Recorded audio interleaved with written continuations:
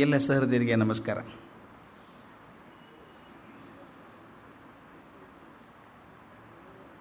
ಆನಂದ ತೀರ್ಥರ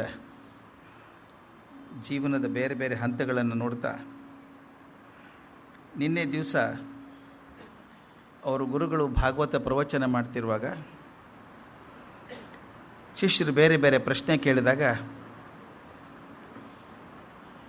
ಯಾವುದು ಸರಿ ಉತ್ತರ ಅಂತ ಇವರೇ ಉತ್ತರ ಕೊಟ್ಟು ವಿವರ ಕೊಟ್ಟಾಗ ಗುರುಗಳಿಗೆ ಆಶ್ಚರ್ಯ ಆಗಿ, ಹಾಗಾದ್ರೆ ಒಂದು ಕೆಲಸ ಮಾಡಪ್ಪ, ನಿನಗೆ ಗೊತ್ತಲ್ಲ ಎಲ್ಲನೂ, ಆ ಪಂಚಮಸ್ಕಂದ ವಿವರಣೆ ಕೊಡು ಅಂದಾಗ ಪಂಚಮಸ್ಕಂದದ ಬಗ್ಗೆ ಅವರೊಂದು ಉಪನ್ಯಾಸ ಕೊಡ್ತಾರೆ. ಅವ್ರು ಕೇಳ್ತಾರೆ, ನೀವು ಪುಸ್ತಕ ಓದಿದ್ದೆ ನೋಡಿಲ್ಲ ಭಾಗವತ ಇವತ್ತೂ, ಹೇಗೆ ಮಾಡಿದ್ರಿ ಅಂತ. ನಾನು ಹೋದ ಜನ್ಮದಲ್ಲೇ ಎಲ್ಲ ಓದಿದ್ದಿದ್ದು, ಇದಷ್ಟೇ ಅಲ್ಲ ಬೇರೆ ಬೇರೆ ಶಾಸ್ತ್ರಗಳನ್ನು ಹೋದ ಜನ್ಮದಲ್ಲೇ ಓದ್ಕೊಂಡಿದ್ದೀನಿ, ಅರ್ಥ ಮಾಡ್ಕೊಂಡಿದ್ದೀನಿ ಅಂತ ಹೇಳ್ತಾರೆ. ಅಲ್ಲಿವರೆಗೂ ನಿನ್ನೆ ನೋಡಿದ್ವಿ. ಈ ಗುರುಗಳಿಗೊಂದು ದೊಡ್ಡ ಜವಾಬ್ದಾರಿ ಬಂದುಬಿಡ್ತದೆ. ಶಿಷ್ಯ ಇಷ್ಟು ಪ್ರಭಾವಶಾಲಿ ಇದ್ದಾನೆ, ಜ್ಞಾನದ ಅಪೂರ್ವ ರಾಶಿ ಆತ, ಇದನ್ನು ಹಾಗೆ ಇಟ್ಕೊಂಡ್ರೆ ಸರಿ ಇರೋಲ್ಲ, ಅದನ್ನು ಸರಿಯಾಗಿ ಎಲ್ಲರಿಗೆ ಕಾಣೋ ಹಾಗೆ ಎತ್ತರದಲ್ಲಿ ಕೂಡಿಸ್ಬೇಕು. ಇದು ಭಾಳ ಚಂದದ ಮಾತು. ನಮ್ಮಲ್ಲಿರೋ ವಸ್ತುವನ್ನು ತೋರಿಸಿದಾಗೆ ಸಂತೋಷ ಆಗೋದು ನಮಗೆ ಅಲ್ವಾ? ಸಾಮಾನ್ಯವಾಗಿ ಹಾಗೇನೆ ಈ ಭೌತಿಕ ವಸ್ತುಗಳಲ್ಲಾಗಲಿ ವಿದ್ವತ್ತಾಗಲಿ ಅದು ಇರೋದೇ ಹಾಗೆ, ಸುಮ್ಮನೆ ಕೊಡಲ್ಲ ಅದು. ನಿಮಗೇನಾದರೂ ಹೊಸ ವಿಷಯ ಗೊತ್ತಾದರೆ ಏನು ಮಾಡ್ತೀವಿ ನಾವು? ಮತ್ತೊಬ್ಬರಿಗೆ ಹೇಳೋ ತನಕ ಸಮಾಧಾನ ಇರಲ್ಲ. ಅದು ಹೊಸದು ಕಂಡಿದ್ದೀವಿ ಹೇಳಬೇಕು ಅಂತ. ಮನೆಯಲ್ಲಿ ಹೊಸ ವಸ್ತು, ನಮ್ಮ ಬಿಜಾಪುರ ಕಡೆ ಭಾಳ ಹಳೆಯ ಜೋಕದು. ಏನು ಅಂದರೆ ಅಲ್ಲಿ ವಠಾರದಲ್ಲಿ ನಡುವೆ ಒಂದು ನಲ್ಲಿ ಇರ್ತಿತ್ತು, ಎಲ್ಲರೂ ಅಲ್ಲೇ ತೊಗೋಬೇಕು ನೀರು. ಒಬ್ಬರು ಹೆಣ್ಮಗಳು ಹೊಸ ಸೀರೆ ಕೊಂಡ್ಕೊಂಡು ಯಾರೂ ಕೇಳಲೇ ಇಲ್ಲ ಹೊಸದಾ ಅಂತ. ಸಾಮಾನ್ಯವಾಗಿ ಅಪೇಕ್ಷೆ ಇರ್ತಿದೆ, ಹೊಸದಾ ಅಂತ ಕೇಳಿ ಹೌದು ಹೊಸದು ಅನ್ಬೇಕು, ಎಷ್ಟು ಕೊಟ್ರಿ ಅನ್ಬೇಕು, ಅದೆಲ್ಲ ಆಗಬೇಕು. ಅದಾದಾಗ ಹೊಸ ತೊಗೊಂಡು ಹಾಕ್ಕೊಂಡೋದಕ್ಕೂ ಸಾರ್ಥಕ ಆಗುತ್ತೆ. ಈಗ ಕೇಳದೆ ಹೋದ್ರೆ ಏನು ಮಾಡೋದು? ಯಾರೂ ಕೇಳಲಿಲ್ಲ. ಆಕೆ ಭಾಳ ಬೇಜಾರದು. ಎಲ್ಲರ ಮನೆಗೂ ಹೋಗಿ ಬಂದರು, ಯಾರೂ ಕೇಳಲಿಲ್ಲ. ಆಕೆ ಒಂಥರ ಸಂಕಟ ಆಗಿಬಿಡ್ತು. ತಾನಾಗಿ ಹೇಳಬೇಕಲ್ಲ, ಇನ್ನು ಹೊಸ ಸೀರೆ ಅಂತ ಹೇಳೋದು ಸ್ವಲ್ಪ ಮರ್ಯಾದೆಗೆ ಧಕ್ಕೆ ಆಗ್ತದೆ. ಆ ನಲ್ಲಿ ಹತ್ರ ನಿಂತ್ಕೊಂಡ್ಲು. ಎಲ್ಲರೂ ನಿಂತಿರ್ತಾರಲ್ಲ ನಲ್ಲಿ ಕ್ಯೂ ಹಚ್ಕೊಂಡು ನಾಳೆ ಬಂದಾಗ. ಆಕೆ ಹೇಳಿದಂತೆ, ಏನು ಶೆಕೆ ಅಲ್ವಾ, ಈ ಹೊಸ ಸೀರೆ ಉಟ್ಕೊಂಡ್ರಂತೂ ತುಂಬ ಶೆಕೆ ಆಗಿಬಿಡುತ್ತೆ. ಅವ್ರು ಹೊಸದಾ ಅಂತ ಅವ್ರು ಕೇಳಬೇಕು, ಆಮೇಲೆ ತೃಪ್ತಿ ಆಯಿತು. ಅಂದರೆ ಏನಾದರೂ ಹೊಸ ವಸ್ತು ನಮ್ಮಲ್ಲಿ ಇದ್ದರೆ ತೋರಿಸ್ಬೇಕು. ತಾವು ನೋಡಿ ಗಮನ, ಮನೆಯಲ್ಲಿ ಕೂಡ ಹೊಸ ತಂದರೆ ಎತ್ತಿಡ್ತೀವಿ, ಶೋಕೇಸಲ್ಲಿ ಇಡಬೇಕು, ಕಾಣಿಸ್ಬೇಕು. ಈ ಗುರುಗಳಿಗೆ ಆ ಸಮಸ್ಯೆ ಆಯಿತು. ಇಂಥ ಪ್ರಭಾವಶಾಲಿ ಮನುಷ್ಯ ನನ್ನ ಶಿಷ್ಯ ಆಗಿ ಬಂದಿದ್ದಾರೆ, ಈ ಅಪೂರ್ವ ಜ್ಞಾನ ರಾಶಿಯನ್ನು ಜನರಿಗೆ ಕಾಣಿಸುವಾಗಿ ಎತ್ತರದಲ್ಲಿ ಕೂಡಿಸ್ಬೇಕು, ಏನು ಮಾಡಬೇಕು ಅಂದ್ಕೊಂಡ್ರು. ನಾನು ಇಷ್ಟು ವರ್ಷ ಇದ್ದೀನಲ್ಲ, ಪೀಠಾಧಿಪತಿಯಾಗಿ ಕೂತಿದ್ದೇನೆ, ಇನ್ನು ಸಾಕು ನನಗೆ, ಈ ಪೀಠಕ್ಕೆ ಇವ್ರನ್ನ ಅಧಿಪತಿ ಮಾಡಿಬಿಡಬೇಕು ಅಂತ ತೀರ್ಮಾನ ಮಾಡಿ ಸಕಲ ಗುಣಭರಿತರಾದಂಥ ಶ್ರೀ ಪೂರ್ಣಪ್ರಜ್ಞರೇ ನನ್ನ ಈ ಮಠದ ಉತ್ತರಾಧಿಕಾರಿಗಳು ಅಂತ ತೀರ್ಮಾನ ಮಾಡಿದರು. ತಕ್ಷಣ ಒಂದು ಹತ್ತಿರದಲ್ಲಿ ಒಂದು ಮುಹೂರ್ತ ನೋಡಿ ಅವರಿಗೆ ಪೀಠವನ್ನು ಒಪ್ಪಿಸಿಕೊಟ್ರು. ಅದೊಂದು ಬಹಳ ಅದ್ಭುತ ಕೆಲಸ ಇರುತ್ತೆ ಆ ಪೀಠ ತಗೊಳ್ಳುವಂಥದ್ದು ಕಾರ್ಯಕ್ರಮ. ಅವ್ರನ್ನ ಕೂಡಿಸಿ ಅವ್ರ ತಲೆ ಮೇಲೆ ಒಂದು ಬೆಳ್ಳಿ ತಟ್ಟೆ ಇಡ್ತಾರೆ, ಅದರ ಸಾಲಿಗ್ರಾಮಗಳನ್ನಿಟ್ಟು ಆ ಪುರುಷ ಸೂಕ್ತ ಉಳಿದ ಮಂತ್ರಗಳನ್ನು ಹೇಳ್ತಾ ಅಭಿಷೇಕ ಮಾಡಿ ಅವರಿಗೆ ಪಟ್ಟಾಭಿಷೇಕ ಮಾಡಿದರು. ಪಟ್ಟಾಭಿಷೇಕ ಮಾಡಿದ ಮೇಲೆ ಗುರು ಅಚ್ಯುತ ಪ್ರಜ್ಞರು ದಂಡ ಹಿಡಿದಂಥ ಈ ಉದ್ದಂಡ ಯತಿಗೆ ಆನಂದ ತೀರ್ಥ ಅಂತ ಹೆಸರು ಕೊಟ್ಟರು. ಎರಡನೇ ಹೆಸರು ಕೊಟ್ಟಿದ್ದವರು ಸನ್ಯಾಸಿ ಆದಾಗ ಪೂರ್ಣಪ್ರಜ್ಞ ತೀರ್ಥರು ಅಂತ ಕೊಟ್ಟರು. ಈಗ ಅಧಿಪತಿ ಆದಮೇಲೆ, ಮಠಾಧಿಪತಿ ಆದಮೇಲೆ ಅವರಿಗೆ ಆನಂದ ತೀರ್ಥರು ಅಂತ ಹೆಸರು ಕೊಟ್ಟರು. ಆದರೆ ಆನಂದ ತೀರ್ಥರು ತಮ್ಮನ್ನು ಮಧ್ವ ಅಂತ ಕರ್ಕೊಂಡ್ರು. ಅವರ ಅತ್ಯಂತ ಪ್ರೀತಿಯ ಕಾವ್ಯನಾಮ ಅದು. ಆಚಾರ್ಯ ಗುರುಗಳು ಕೊಟ್ಟದ್ದಲ್ಲ, ಅದು ತಾವಾಗೇ ಕರ್ಕೊಂಡದ್ದು. ಗುರುಗಳು ಕೊಟ್ಟದ್ದು ಆನಂದ ತೀರ್ಥ ಅಂತ ಆದರೂ ಕೂಡ ಇವು ತಮ್ಮನ್ನು ಮಧ್ವ ಅಂತ ಕರ್ಕೊಂಡ್ರು, ತಮ್ಮ ಕಾವ್ಯನಾಮ ಅಂತ ಹೇಳ್ಕೊಂಡ್ರು, ಅಥವಾ ವೇದ ಪುರುಷ ಅವರಿಗೆ ಕೊಟ್ಟಂಥ ಹೆಸರು ಆಗಿರ್ಬೋದು. ಯಾಕಂದರೆ ಈ ಬಳಿತ್ಥ ಸೂಕ್ತ ಅಂತಿದೆ. ಬಳಿತ್ಥ ಸೂಕ್ತದಲ್ಲೊಂದು ಮಾತು ಬರ್ತದೆ, ಮಧ್ವ ಆದವೇ ಗುಹಾಸಂತಂ ಮಾತರಿಶ್ವ ಮಥಾಯತಿ ಅಂತ. ವಾಯುದೇವರು ಮಧ್ವರ ರೂಪದಲ್ಲಿ ಬರ್ತಾರೆ ಅಂತ ಒಂದು ಮಾತು. ಆದ್ದರಿಂದ ತಮ್ಮ ಹೆಸರನ್ನು ಮಧ್ವ ಅಂತ ಇಟ್ಕೊಂಡ್ರು. ಅದು ಇನ್ನೊಂದು ರೀತಿಯಲ್ಲಿ ಹೇಳೋದಾದರೆ ವಾಯುವಿನ ಅವತಾರ ಅಂತ ಹೇಳಬೇಕಾದ್ದು. ಶ್ರೀ ವಾಯುದೇವರು ಮಧ್ವರ ಅವತಾರದಲ್ಲಿ ಬರ್ತಾರೆ ಅಂತ ಬಳಿತ ಸ್ತೂಕದಲ್ಲಿದ್ದಂಥ ಮಾತು, ಅದನ್ನು ಬಳಸ್ಕೊಂಡು ಮಧ್ವರು ಅಂತಾದರು. ಈ ಎಲ್ಲ ಹೆಸರುಗಳಿಗಿಂತ ಈ ಮಧ್ವ ಅನ್ನೋ ಹೆಸರೇ ಹೆಚ್ಚು ಪ್ರಚಾರ ಆಯಿತು, ಜನಪ್ರಿಯ ಆಯಿತು. ಅವರ ಆಚಾರ್ಯ ಮಧ್ವರೆಂದೇ ಪ್ರಚಾರ ಆದರು. ಆಚಾರ್ಯ ಮಧ್ಯರ ಕಾಲದಲ್ಲಿ ಎಷ್ಟು ಚಂದ ಬರೆದಿದ್ದಾರೆ ಒಬ್ಬರು ವಿದ್ವಾಂಸರು, ಅದ್ಭುತ ಅನಿಸುತ್ತೆ. ಆಚಾರ್ಯ ಮಧ್ವರ ಕಾಲದಲ್ಲಿ ಅಧ್ಯಾತ್ಮ ವಿದ್ಯೆಯ ಪಂಜು ಎಣ್ಣೆ ಇರದೆ ಕರಿ ಹಿಡಿದು ಮಸಗಾಗಿತ್ತು. ಪಂಜು ಎಣ್ಣೆ ಇರದೆ ಕರಿ ಹಿಡಿದು ಮಸಕಾಗಿತ್ತು. ಆಚಾರ್ಯರು ಕರಿ ಕಿತ್ತರು, ಎಣ್ಣೆ ಎರೆದರು, ತತ್ವವಾದದ ಹೊಂಬೆಳಕು ಬೆಸರಿಸಿದರು.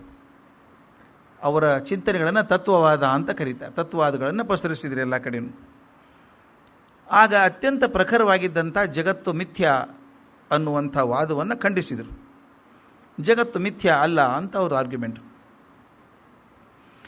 ಆ ದ್ವೈತ ಸಿದ್ಧಾಂತದ ಜಗತ್ ಸತ್ಯ ಅನ್ನೋದಕ್ಕೆ ಕಾರಣ ಏನು ಅನ್ನೋದನ್ನು ಕೆಲವೊಂದು ವಿಷಯ ತಗೋತೀನಿ ನಾನು ಹೇಳೋದಕ್ಕೆ ಹೇಗೆ ಅಂತ.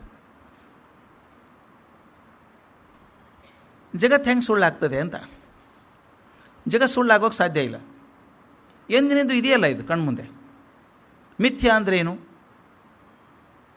ಇರದೇ ಇರೋದು ಇದ್ದಂಗೆ ಕಾಣಿಸುತ್ತೆ, ಇಲ್ಲ ಅದು ಇದೆ ಅಂತ ಭ್ರಮೆ ಹುಟ್ಟಿಸುತ್ತೆ. ಆದರೆ ಜಗತ್ತು ಇದೆಯಲ್ಲಪ್ಪ, ಭ್ರಮೆ ಯಾಕೆ ಬಂತು? ಯಾವತ್ತಿಂದ ಜಗತ್ತಿಲ್ವಾ? ಯಾವ ಕಾಲಕ್ಕೂ ಇದೆ ಜಗತ್ತು, ಈ ಕಾಲಕ್ಕೂ ಇದೆ ಜಗತ್ತು. ಆದ್ದರಿಂದ ಜಗತ್ತು ಯಾವತ್ತೂ ಇರೋದರಿಂದ ಜಗತ್ತು ಮಿಥ್ಯ ಆಗೋಕ್ಕೆ ಸಾಧ್ಯ ಇಲ್ಲ. ಒಂದು ಚಂದದ ಆರ್ಗ್ಯುಮೆಂಟ್ ಏನು ಬರುತ್ತೆ ಅಂದರೆ, ಸೃಷ್ಟಿಕರ್ತ ಒಬ್ಬ ಇದ್ದಾನೆ, ದೇವರು ಭಗವಂತ ಅಂತಿದ್ದಾನೆ. ಆ ಭಗವಂತ ಸತ್ಯ ಎಲ್ಲರೂ ಒಪ್ಕೋತಾರೆ, ಎಲ್ಲ ಮತಸ್ಥರು ಒಪ್ಕೊಳ್ಳೋದು ಭಗವಂತ ಸತ್ಯ ಅಂತ ಒಪ್ಕೊಳ್ಳೋದು. ಭಗವಂತ ಸತ್ಯ ಆದಮೇಲೆ ಭಗವಂತನ ಸೃಷ್ಟಿನೂ ಸತ್ಯ ಆಗಬೇಕಲ್ಲ.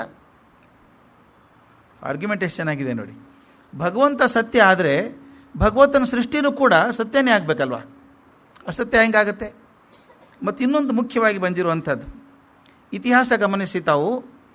ಇತಿಹಾಸದಲ್ಲಿ ರಾಮಾಯಣದ ಕಥೆ ಇದೆ, ನಮ್ಮಲ್ಲಿ ಕೃಷ್ಣಾವತಾರದ ಕಥೆ ಇದ್ದಾವೆ. ಅವತ್ತಿಂದ ಇದ್ದಾವಲ್ಲ, ಎಲ್ಲಿ ಓದುವು? ಯಾವುದು ಮರೆಯಾಯಿತು? ವ್ಯಕ್ತಿಗಳು ಮರೆಯಾಗಿ ಹೋಗ್ಬೋದು, ವೈಯಕ್ತಿಕವಾಗಿ ಜೀವಗಳು ಮರೆಯಾಗಿ ಹೋಗ್ತವೆ. ಅವು ಮಿಥ್ಯ ಅನ್ಬೋದು, ಆದರೆ ಜಗತ್ತು ಮಿಥ್ಯ ಅಲ್ಲ.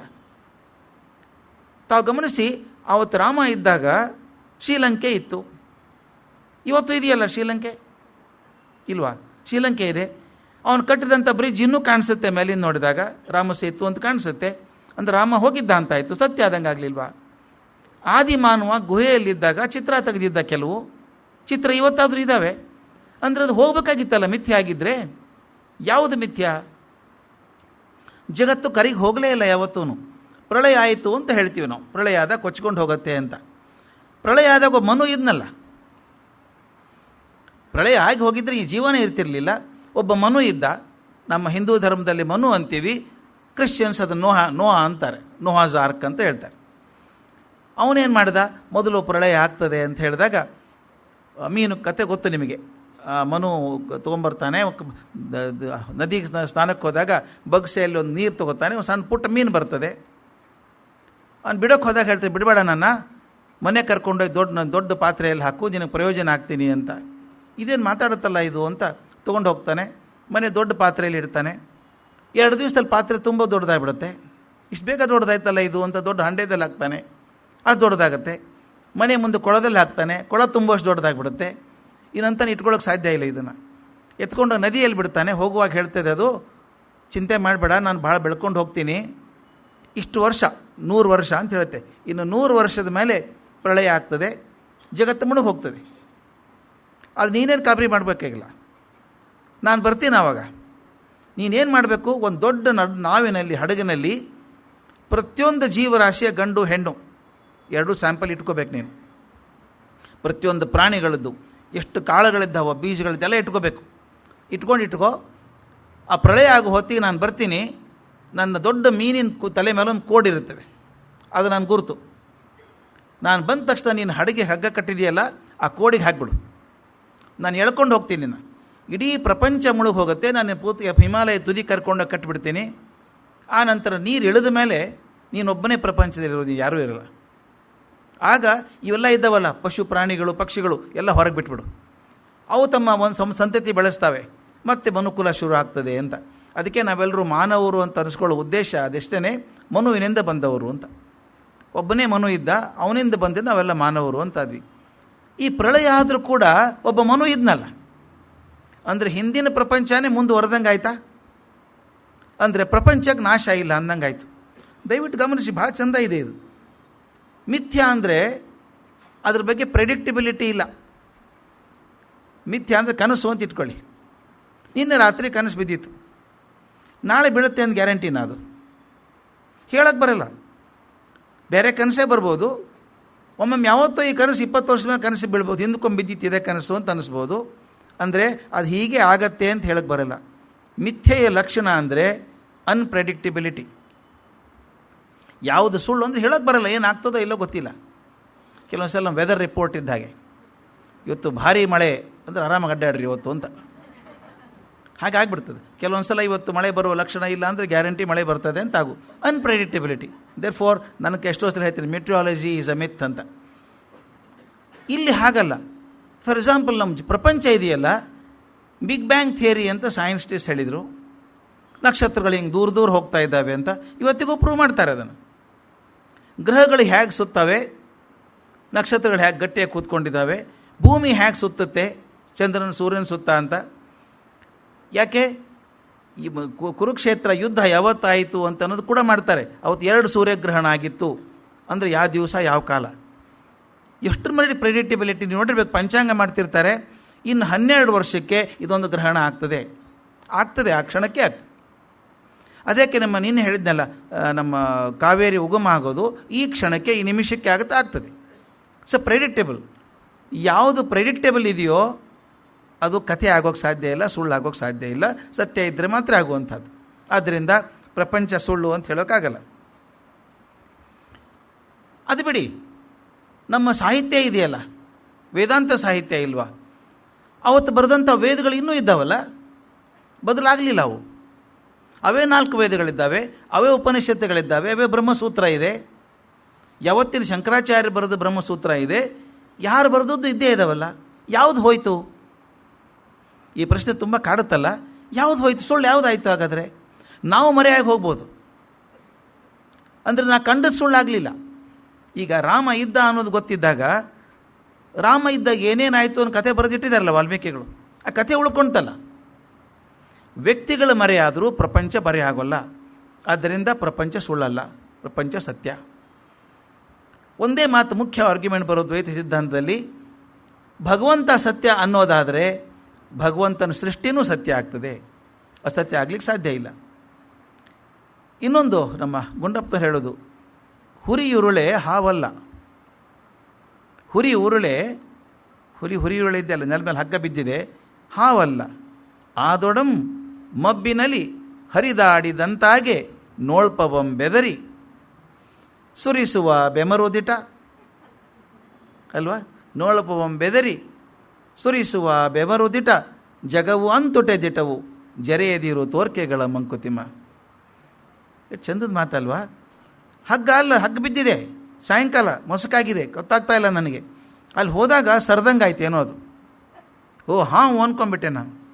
ಹುರಿಯುರುಳೆ ಹಾವಲ್ಲ, ಅದು ಹಾವಲ್ಲ. ಅದು ಆದೊಡಂ ಮಬ್ಬಿನಲ್ಲಿ, ಕತ್ಲೆ ಆಗಿದೆ ಮಬ್ಬಿನಲ್ಲಿ, ಹರಿದಾಡಿದಂತಾಗೆ, ಅದು ಹರಿದಾಡ್ದಂಗೆ ಅನಿಸಿದಾಗ ನೋಳ್ಪವಂ ಬೆದರಿ, ಆ ನೋಡಿದವನು ಗಾಬರಿ ಆದದ್ದ ಅಲ್ವಾ. ಗಾಬರಿ ಆದದ್ದು ಸುಳ್ಳ? ಇಲ್ಲ. ಬೆವತದ್ದು ಸುಳ್ಳ? ಇಲ್ಲ. ಅದಕ್ಕೆ ಹೇಳ್ತಾರೆ ನೋಳ್ಪವಂ ಬೆದರಿ. ಗಾಬರಿ ಆದ್ನಲ್ಲ, ಬೆವರು ಸುರಿದದ್ದು ನಿಜ, ಜಗವು ಅಂತೊಟೆದಿಟ್ಟವು. ಜಗತ್ತು ಕೂಡ ಹಾಗೇ ಸತ್ಯ. ಅನುಭವಿಸಲ್ವ ನಾವು ಜಗತ್ತು? ಕನಸಲ್ಲ ಅದು.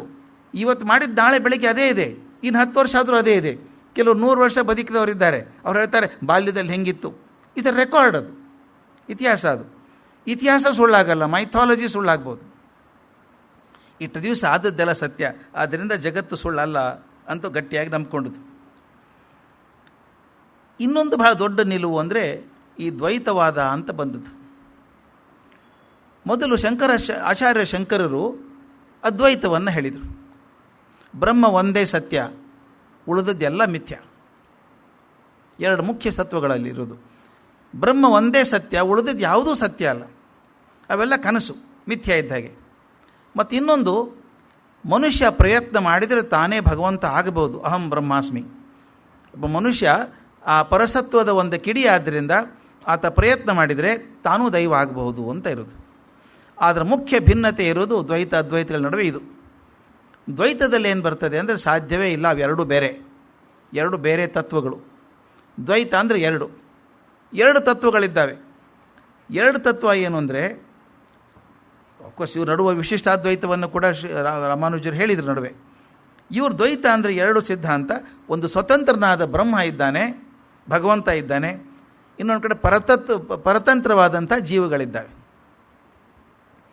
ಜೀವಿಗಳಿಗೆ ಸ್ವತಂತ್ರ ಇಲ್ಲ, ಭಗವಂತ ಹೇಳ್ದಂಗೆ ಬದುಕಬೇಕು. ಭಗವಂತ ಯಾರನ್ನೂ ಕೇಳಬೇಕಿಲ್ಲ, ಸರ್ವತಂತ್ರ ಸ್ವತಂತ್ರ ಅಂತ ಕರಿತೀವಿ ನಾವು. ಸರ್ವತಂತ್ರ ಸ್ವತಂತ್ರನಾದಂಥ ಭಗವಂತ ಒಂದು ತತ್ವ, ಅದು ಯಾರ ಅಧೀನಕ್ಕೂ ಇಲ್ಲ. ಆದರೆ ಬದುಕಿರುವಂಥ ಎಲ್ಲ ಜೀವಗಳು ಅವನಿಗೆ ಅಧೀನವಾಗಿರುವಂಥದ್ದು. ಹಾಗಾದರೆ ಏನಾದಂಗಾಯಿತು? ಎರಡಿದ್ದಂಗಾಯಿತು. ಅದನ್ನೇ ಚಂದ ಆರ್ಗ್ಯೂ ಮಾಡ್ತಾರೆ. ಅಹಂ ಬ್ರಹ್ಮಾಸ್ಮಿ ಅಂತ ನಾನು ಹೇಳಿದರೆ ನಾನೇ ಬ್ರಹ್ಮ ಅಂದರೆ ಇಬ್ಬರಿದ್ದಂಗೆ ಆಯಿತೋ? ಗೊತ್ತಾಯ್ತಲ್ಲ? ಇದು ನನ್ನ ಪೆನ್ನು ಅಂದರೆ ಪೆನ್ ಬೇರೆ, ನಾನು ಬೇರೆ, ಎರಡು ಅಲ್ವಾ?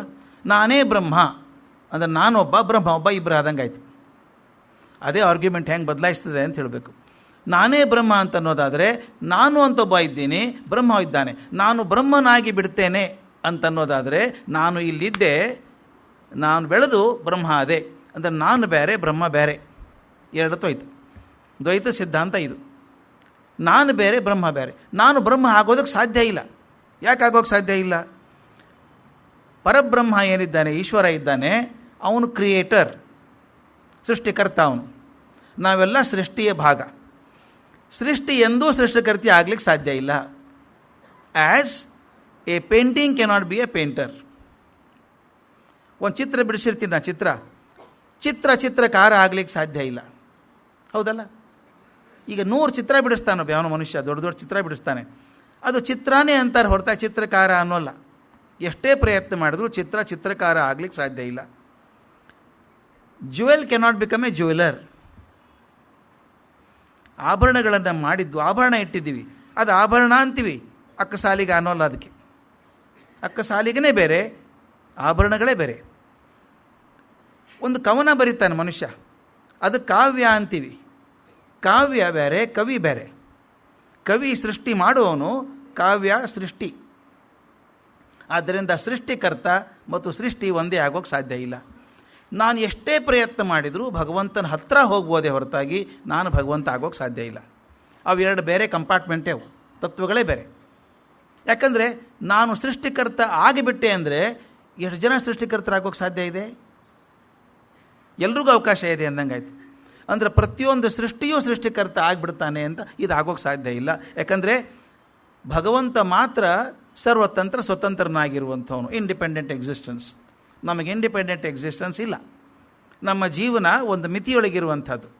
ಯಾವುದೋ ಸಮಯಕ್ಕೆ ಹುಟ್ಟಿ ಯಾವುದೋ ಸಮಯಕ್ಕೆ ಸಾಯಲೇಬೇಕಾದಂಥ ಪರಿಸ್ಥಿತಿ ನಮ್ಮದು. ಆದರೆ ಭಗವಂತನಿಗೆ ಅದು ಚಿಂತೆ ಇಲ್ಲ. ಆದ್ದರಿಂದ ಯಾವುದು ಮತ್ತೊಂದರ ಮಿತಿಯಲ್ಲಿದೆಯೋ ಅದು ಆ ಮಿತಿಯನ್ನು ದಾಟಿ ಹೋಗ್ಲಿಕ್ಕೆ ಸಾಧ್ಯ ಇಲ್ಲ. ಗೊತ್ತಾಯ್ತಲ್ಲ? ಫುಟ್ಬಾಲ್ ಗ್ರೌಂಡು, ಎಲ್ಲಿವರೆಗೂ ಆ ಬಾಲ್ ಗ್ರೌಂಡ್ ಒಳಗಿದೆಯೋ ಅದು ಫುಟ್ಬಾಲ್ ಆಟದ ಒಂದು ಭಾಗ. ಕೆಲವು ಸಲ ಕ್ರಿಕೆಟ್ ಆಟದಲ್ಲಿ ನೋಡಿರ್ಬೇಕು ನೀವು, ಬಾಲ್ ಹೊಡೆದಾಗ ಗ್ರೌಂಡ್ ದಾಟಿ ಹೋಗ್ಬಿಡ್ತದೆ. ಅವಾಗೇನು ಮಾಡ್ತಾರೆ, ಬೇರೆ ಬಾಲ್ ತೊಗೊಂಬರ್ತಾರೆ, ಆ ಬಾಲ್ ಹೋಯ್ತದೆ, ಮುಗಿತಷ್ಟೇ, ಮತ್ತು ಆಟದಲ್ಲಿ ಬರೋಲ್ಲ ಅದು. ನಮ್ಮ ಜೀವನಗಳು ಹಾಗೆ ಒಂದು ಮಿತಿಯಲ್ಲೇ ಕೆಲಸ ಮಾಡುವಂಥದ್ದು, ಭಗವಂತನ ಆದೇಶ ಪ್ರಕಾರ ಕೆಲಸ ಮಾಡುವಂಥದ್ದು. ನಾನು ಭಗವಂತ ಆಗಲಿಕ್ಕೆ ಸಾಧ್ಯ ಇಲ್ಲ. ಇದನ್ನು ಬೇರೆ ಬೇರೆ ಭೇದಗಳಿರೋದ್ರಿಂದ ಇದನ್ನು ಭೇದವಾದ ಅಂತೂ ಕರೀತಾರೆ. ದ್ವೈತ ಸಿದ್ಧಾಂತವನ್ನು ಭೇದವಾದ. ಭೇದ ಇದೆ, ಬ್ರಹ್ಮನಿಗೂ ಭೇದ ಬೇರೆ, ಜೀವಭೇದ ಬೇರೆ, ಪರಮಾತ್ಮ ಭೇದ ಬೇರೆ, ಜೀವಭೇದ ಬೇರೆ. ಈ ಭೇದವಾದದೊಳಗೆ 5 ವಿವರಗಳನ್ನು ಹೇಳ್ತಾರೆ. ಭಾಳ ಚೆನ್ನಾಗಿರುವಂಥದ್ದು, ನನಗಿಷ್ಟವಾದದ್ದು. ಈ ಭೇದವಾದವನ್ನು ಸತ್ಯಂಭಿದ ಅಂತ ಕರೀತಾರೆ. ಭೇದವಾದದ್ದೇ ಸತ್ಯ ಅಂತ ಒಂದು ಇರೋಕ್ಕೆ ಸಾಧ್ಯ ಇಲ್ಲ. ಅದರೊಳಗೆ ಎಷ್ಟು ಥರದ ಭೇದಗಳಿದ್ದಾವೆ ಅಂತ. ಜೀವನಿಗೂ ಈಶ್ವರಕ್ಕೂ ಒಂದು ಭೇದ ಇದೆ, ಜೀವಕ್ಕೂ ಈಶ್ವರನಿಗೂ ಭೇದ ಅಲ್ವಾ? ಜೀವ ಸೃಷ್ಟಿ, ಈಶ್ವರ ಸೃಷ್ಟಿಕರ್ತ, ಅವೆರಡು ಬೇರೆಯೇ. ಅವ್ರ ನಡು ಭೇದ ಇದೆ. ಜೀವರಲ್ಲಿ ಭೇದ ಇದೆ. ಇದನ್ನು ಒಪ್ಕೋಬೇಕಾದ್ದೇ ನಾವು. ಈಗ ಪ್ರಪಂಚದಲ್ಲಿ ಸುಮಾರು 700 ಕೋಟಿ ಜನ ಇದ್ದಾರೆ. 7 ಬಿಲಿಯನ್ ಪೀಪಲ್ ಆನ್ ಅರ್ತ್. ಒಂದೇ ಥರ ಇರೋರು ಇಬ್ಬರು ಇಲ್ಲೇ ಇಲ್ಲ ಪ್ರಪಂಚದಲ್ಲಿ, ಯಾವತ್ತೂ ಇಲ್ಲ. ಏನೋ ಕತೆ ಹೇಳ್ತಾರೆ 6 ಜನ ಒಂದೇ ಥರ ಇರ್ತಾರೆ ಅಂತ. ನಂಬೇಡಿ, ಇದನ್ನು ಇರೋಕ್ಕೆ ಸಾಧ್ಯವೇ ಇಲ್ಲ. No 2 people are ever common, ಎಂದೂ ಇರೋಕ್ಕೆ ಸಾಧ್ಯ ಇಲ್ಲ. ನೋಡೋಕೆ ಹಾಗೆ ಇರ್ಬೋದು ರೀ, ಸ್ವಭಾವ ಹಾಗೆ ಇರುತ್ತಾ. ನಾನು ಕಾಲೇಜ್ ಪ್ರಿನ್ಸಿಪಲ್ ಆದಾಗ ಭಾಳ ಸಫರ್ ಆಗಿದ್ದೀನಿ. ನಾನು ಭಾಳ ಜನ ಎಷ್ಟೋ ವರ್ಷ 25 ವರ್ಷ ಪಾಠ ಮಾಡಿದ್ದು, ಕೆಲವರು ಐಡೆಂಟಿಕಲ್ ಟ್ವಿನ್ಸ್ ಬರ್ತಿದ್ರು ನನ್ನ ಕಡೆ, ಒಂದೇ ಥರ. ನಮ್ಮ BCom ಸೀಟ್ ಸಿಗೋದು ಭಾಳ ಕಷ್ಟ ಇತ್ತು. ಒಂದು ದಿವಸ ಮುದುಕರು ಮಗಳು ಕರ್ಕೊಂಬಂದ್ರು ಒಬ್ಬರು. ನನ್ನ ಮಗಳಿಗೆ ಅಡ್ಮಿಷನ್ ಆಗಬೇಕು ಅಂದರು. ಮಾರ್ಕ್ಸ್ ನೋಡಿದೆ 87% ಇತ್ತು. ಆಯಿತು, ಅಡ್ಮಿಟ್ ಮಾಡಿದೆ. ಹೋದರು. ಸಾಯಂಕಾಲ 5:30 ನಾನು ಹೊರಗೆ ಬರ್ತೀನಿ, ಆಫೀಸಿಂದ ಹೊರಗೆ ಬಂದು ನೋಡ್ತೀನಿ, ಮುದುಕರಲ್ಲೇ ನಿಂತಿದ್ದಾರೆ. ಆ ಹುಡುಗಿ ಅಲ್ಲೇ ಇದೆ. ಇಬ್ಬರು ಕೋರಸಲ್ಲಿ ಅಳ್ತಾ ಇದ್ದಾರೆ. ಯಾಕ್ರಿ ಏನಾಯಿತು ಅಂದೆ. ನನ್ನ ಮಗಳಿಗೆ ಸೀಟ್ ಸಿಕ್ಕಿಲ್ಲ ಸರ್ ಅಂದರು. ಬೆಳಗ್ಗೆ ಬಂದಿದ್ರಲ್ರಿ ಅಂದೆ. ಈಕೆಗೆ ಸಿಕ್ಕಿಲ್ಲ ಸರ್. ಅದು ಅಳ್ತದೆ, ಇವರು ಅಳ್ತಾರೆ. ಯಾಕಮ್ಮ ಬಂದಿದ್ರು ಬೆಳಗ್ಗೆ? ನಾನು ಬಂದಿಲ್ಲ ಸರ್, ಸಿಕ್ಕಿಲ್ಲ ಸರ್ ಸೀಟ್ ನನಗೆ. ನೋಡಿದ್ರೆ ಇದೇ ಹುಡುಗಿನೇ. ಆಮೇಲೆ ನನಗೆ ಸಿಕ್ಕಿಲ್ಲ ಸರ್, ನನ್ನ ತಂಗಿಗೆ ಸಿಕ್ಕಿದೆ ಸರ್ ಅಂದ್ಲು. ನಿಂದ ಹೆಸರು ಏನು ಅಂತ ಕೇಳಿದ್ರೆ ಮಾರ್ಕ್ಸ್ ಕಾರ್ಡ್ 47-48% ಮಾರ್ಕ್ಸ್ ಇದೆ. ಆಕೆದು 87 ಇತ್ತು. ನಾನು ಇಲ್ಲಮ್ಮ ಅಂದೆ. ಮತ್ತೊಳಗೆ ಶುರು ಮಾಡಿದ್ರಿ ಇಬ್ಬರು. ಇಲ್ಲ ಸರ್, ಇವರು ಐಡೆಂಟಿಕಲ್ ಟ್ವಿನ್ಸು, ಎಲ್ಲ ಕೂಡೇ ಕಲ್ತಿದ್ದಾರೆ ನರ್ಸರಿಯಿಂದ. ಈಗ ಒಂದೇ ಸಲ ಬೇರೆ ಕಡೆ ಹೋದರೆ ಕಷ್ಟ ಆಗ್ತದೆ. ನನಗೂ ಅನ್ನಿಸ್ತು ಪಾಪ ಹಂಗಿರೋದು ಬೇಡ ಅಂಥೇಳಿ, ನಾಳೆ ಒಂದು ಕೆಲಸ ಮಾಡಿ ಇಬ್ಬರನ್ನೂ ಕರ್ಕೊಂಬನ್ನಿ ಅಂದೆ. ಎಷ್ಟಾದರೂ ಐಡೆಂಟಿಕಲ್ ಇದ್ದಾರೆ ನೋಡೇ ಬಿಡೋಣ ಅಂತ, ಕರ್ಕೊಂಬನ್ನಿ ಅಂತ. ಅಪ್ಪ ಇಬ್ಬರು ಹೆಣ್ಮಕ್ಳು ಕರ್ಕೊಂಬಂದರು. ನಾನು ಟೋಪಿ ಹಾಕೋದಕ್ಕೋ ಏನೋ ಗೊತ್ತಿಲ್ಲ, ಒಂದೇ ಥರ ಡ್ರೆಸ್ ಹಾಕೊಂಬಂದಿದ್ರು ಇಬ್ಬರು ಅವರು. ಈ ಸೀತಾ ಅವ್ರು, ಗೀತಾ, ರಾಮು, ಶಾಮಿದ್ದ ಎರಡೂ ಒಂದೇ ಥರ. ನಾನು ಕೇಳಿದೆ, ಯಾರಿಗೆ ಸಿಕ್ಕಿದ್ದು ಸೀಟು ಅಂತ ಕೇಳಿದೆ. ನನಗೆ ಸರ್ ಅಂದು. ನೀ ಇಲ್ಲಿ ಬಾ ಅಂದೆ. ಅಲ್ಲಿ ಇಲ್ಲಿ ಬಾ, ಸೈಡಿಗೆ ಬಾ, ಕನ್ಫ್ಯೂಸ್ ಮಾಡಬೇಡ ನನಗೆ ನಿಂತು. ನಿನ್ನ ಹೆಸರೇನು ಅಂದೆ. ರಜನಿ ಸರ್ ಅಂದು. ರಜನಿ, ಓಕೆ. ನಿನ್ನ ಹೆಸರೇನಮ್ಮ? ರಂಜಿನಿ ಸರ್. ಹೆಸರು ಕೂಡ ಹತ್ತತ್ರನೇ, ರಜನಿ, ರಂಜಿನಿ. 3 ವರ್ಷ ಅಡ್ಮಿಟ್ ಮಾಡಿದ ತಪ್ಪಿಗೆ 3 ವರ್ಷ ಒದ್ದಾಡಿದೆ. ಕೊನೆವರೆಗೂ ರಜನಿ ಯಾರು ರಂಜಿನಿ ಯಾರು ಗೊತ್ತೇ ಆಗಲಿಲ್ಲ.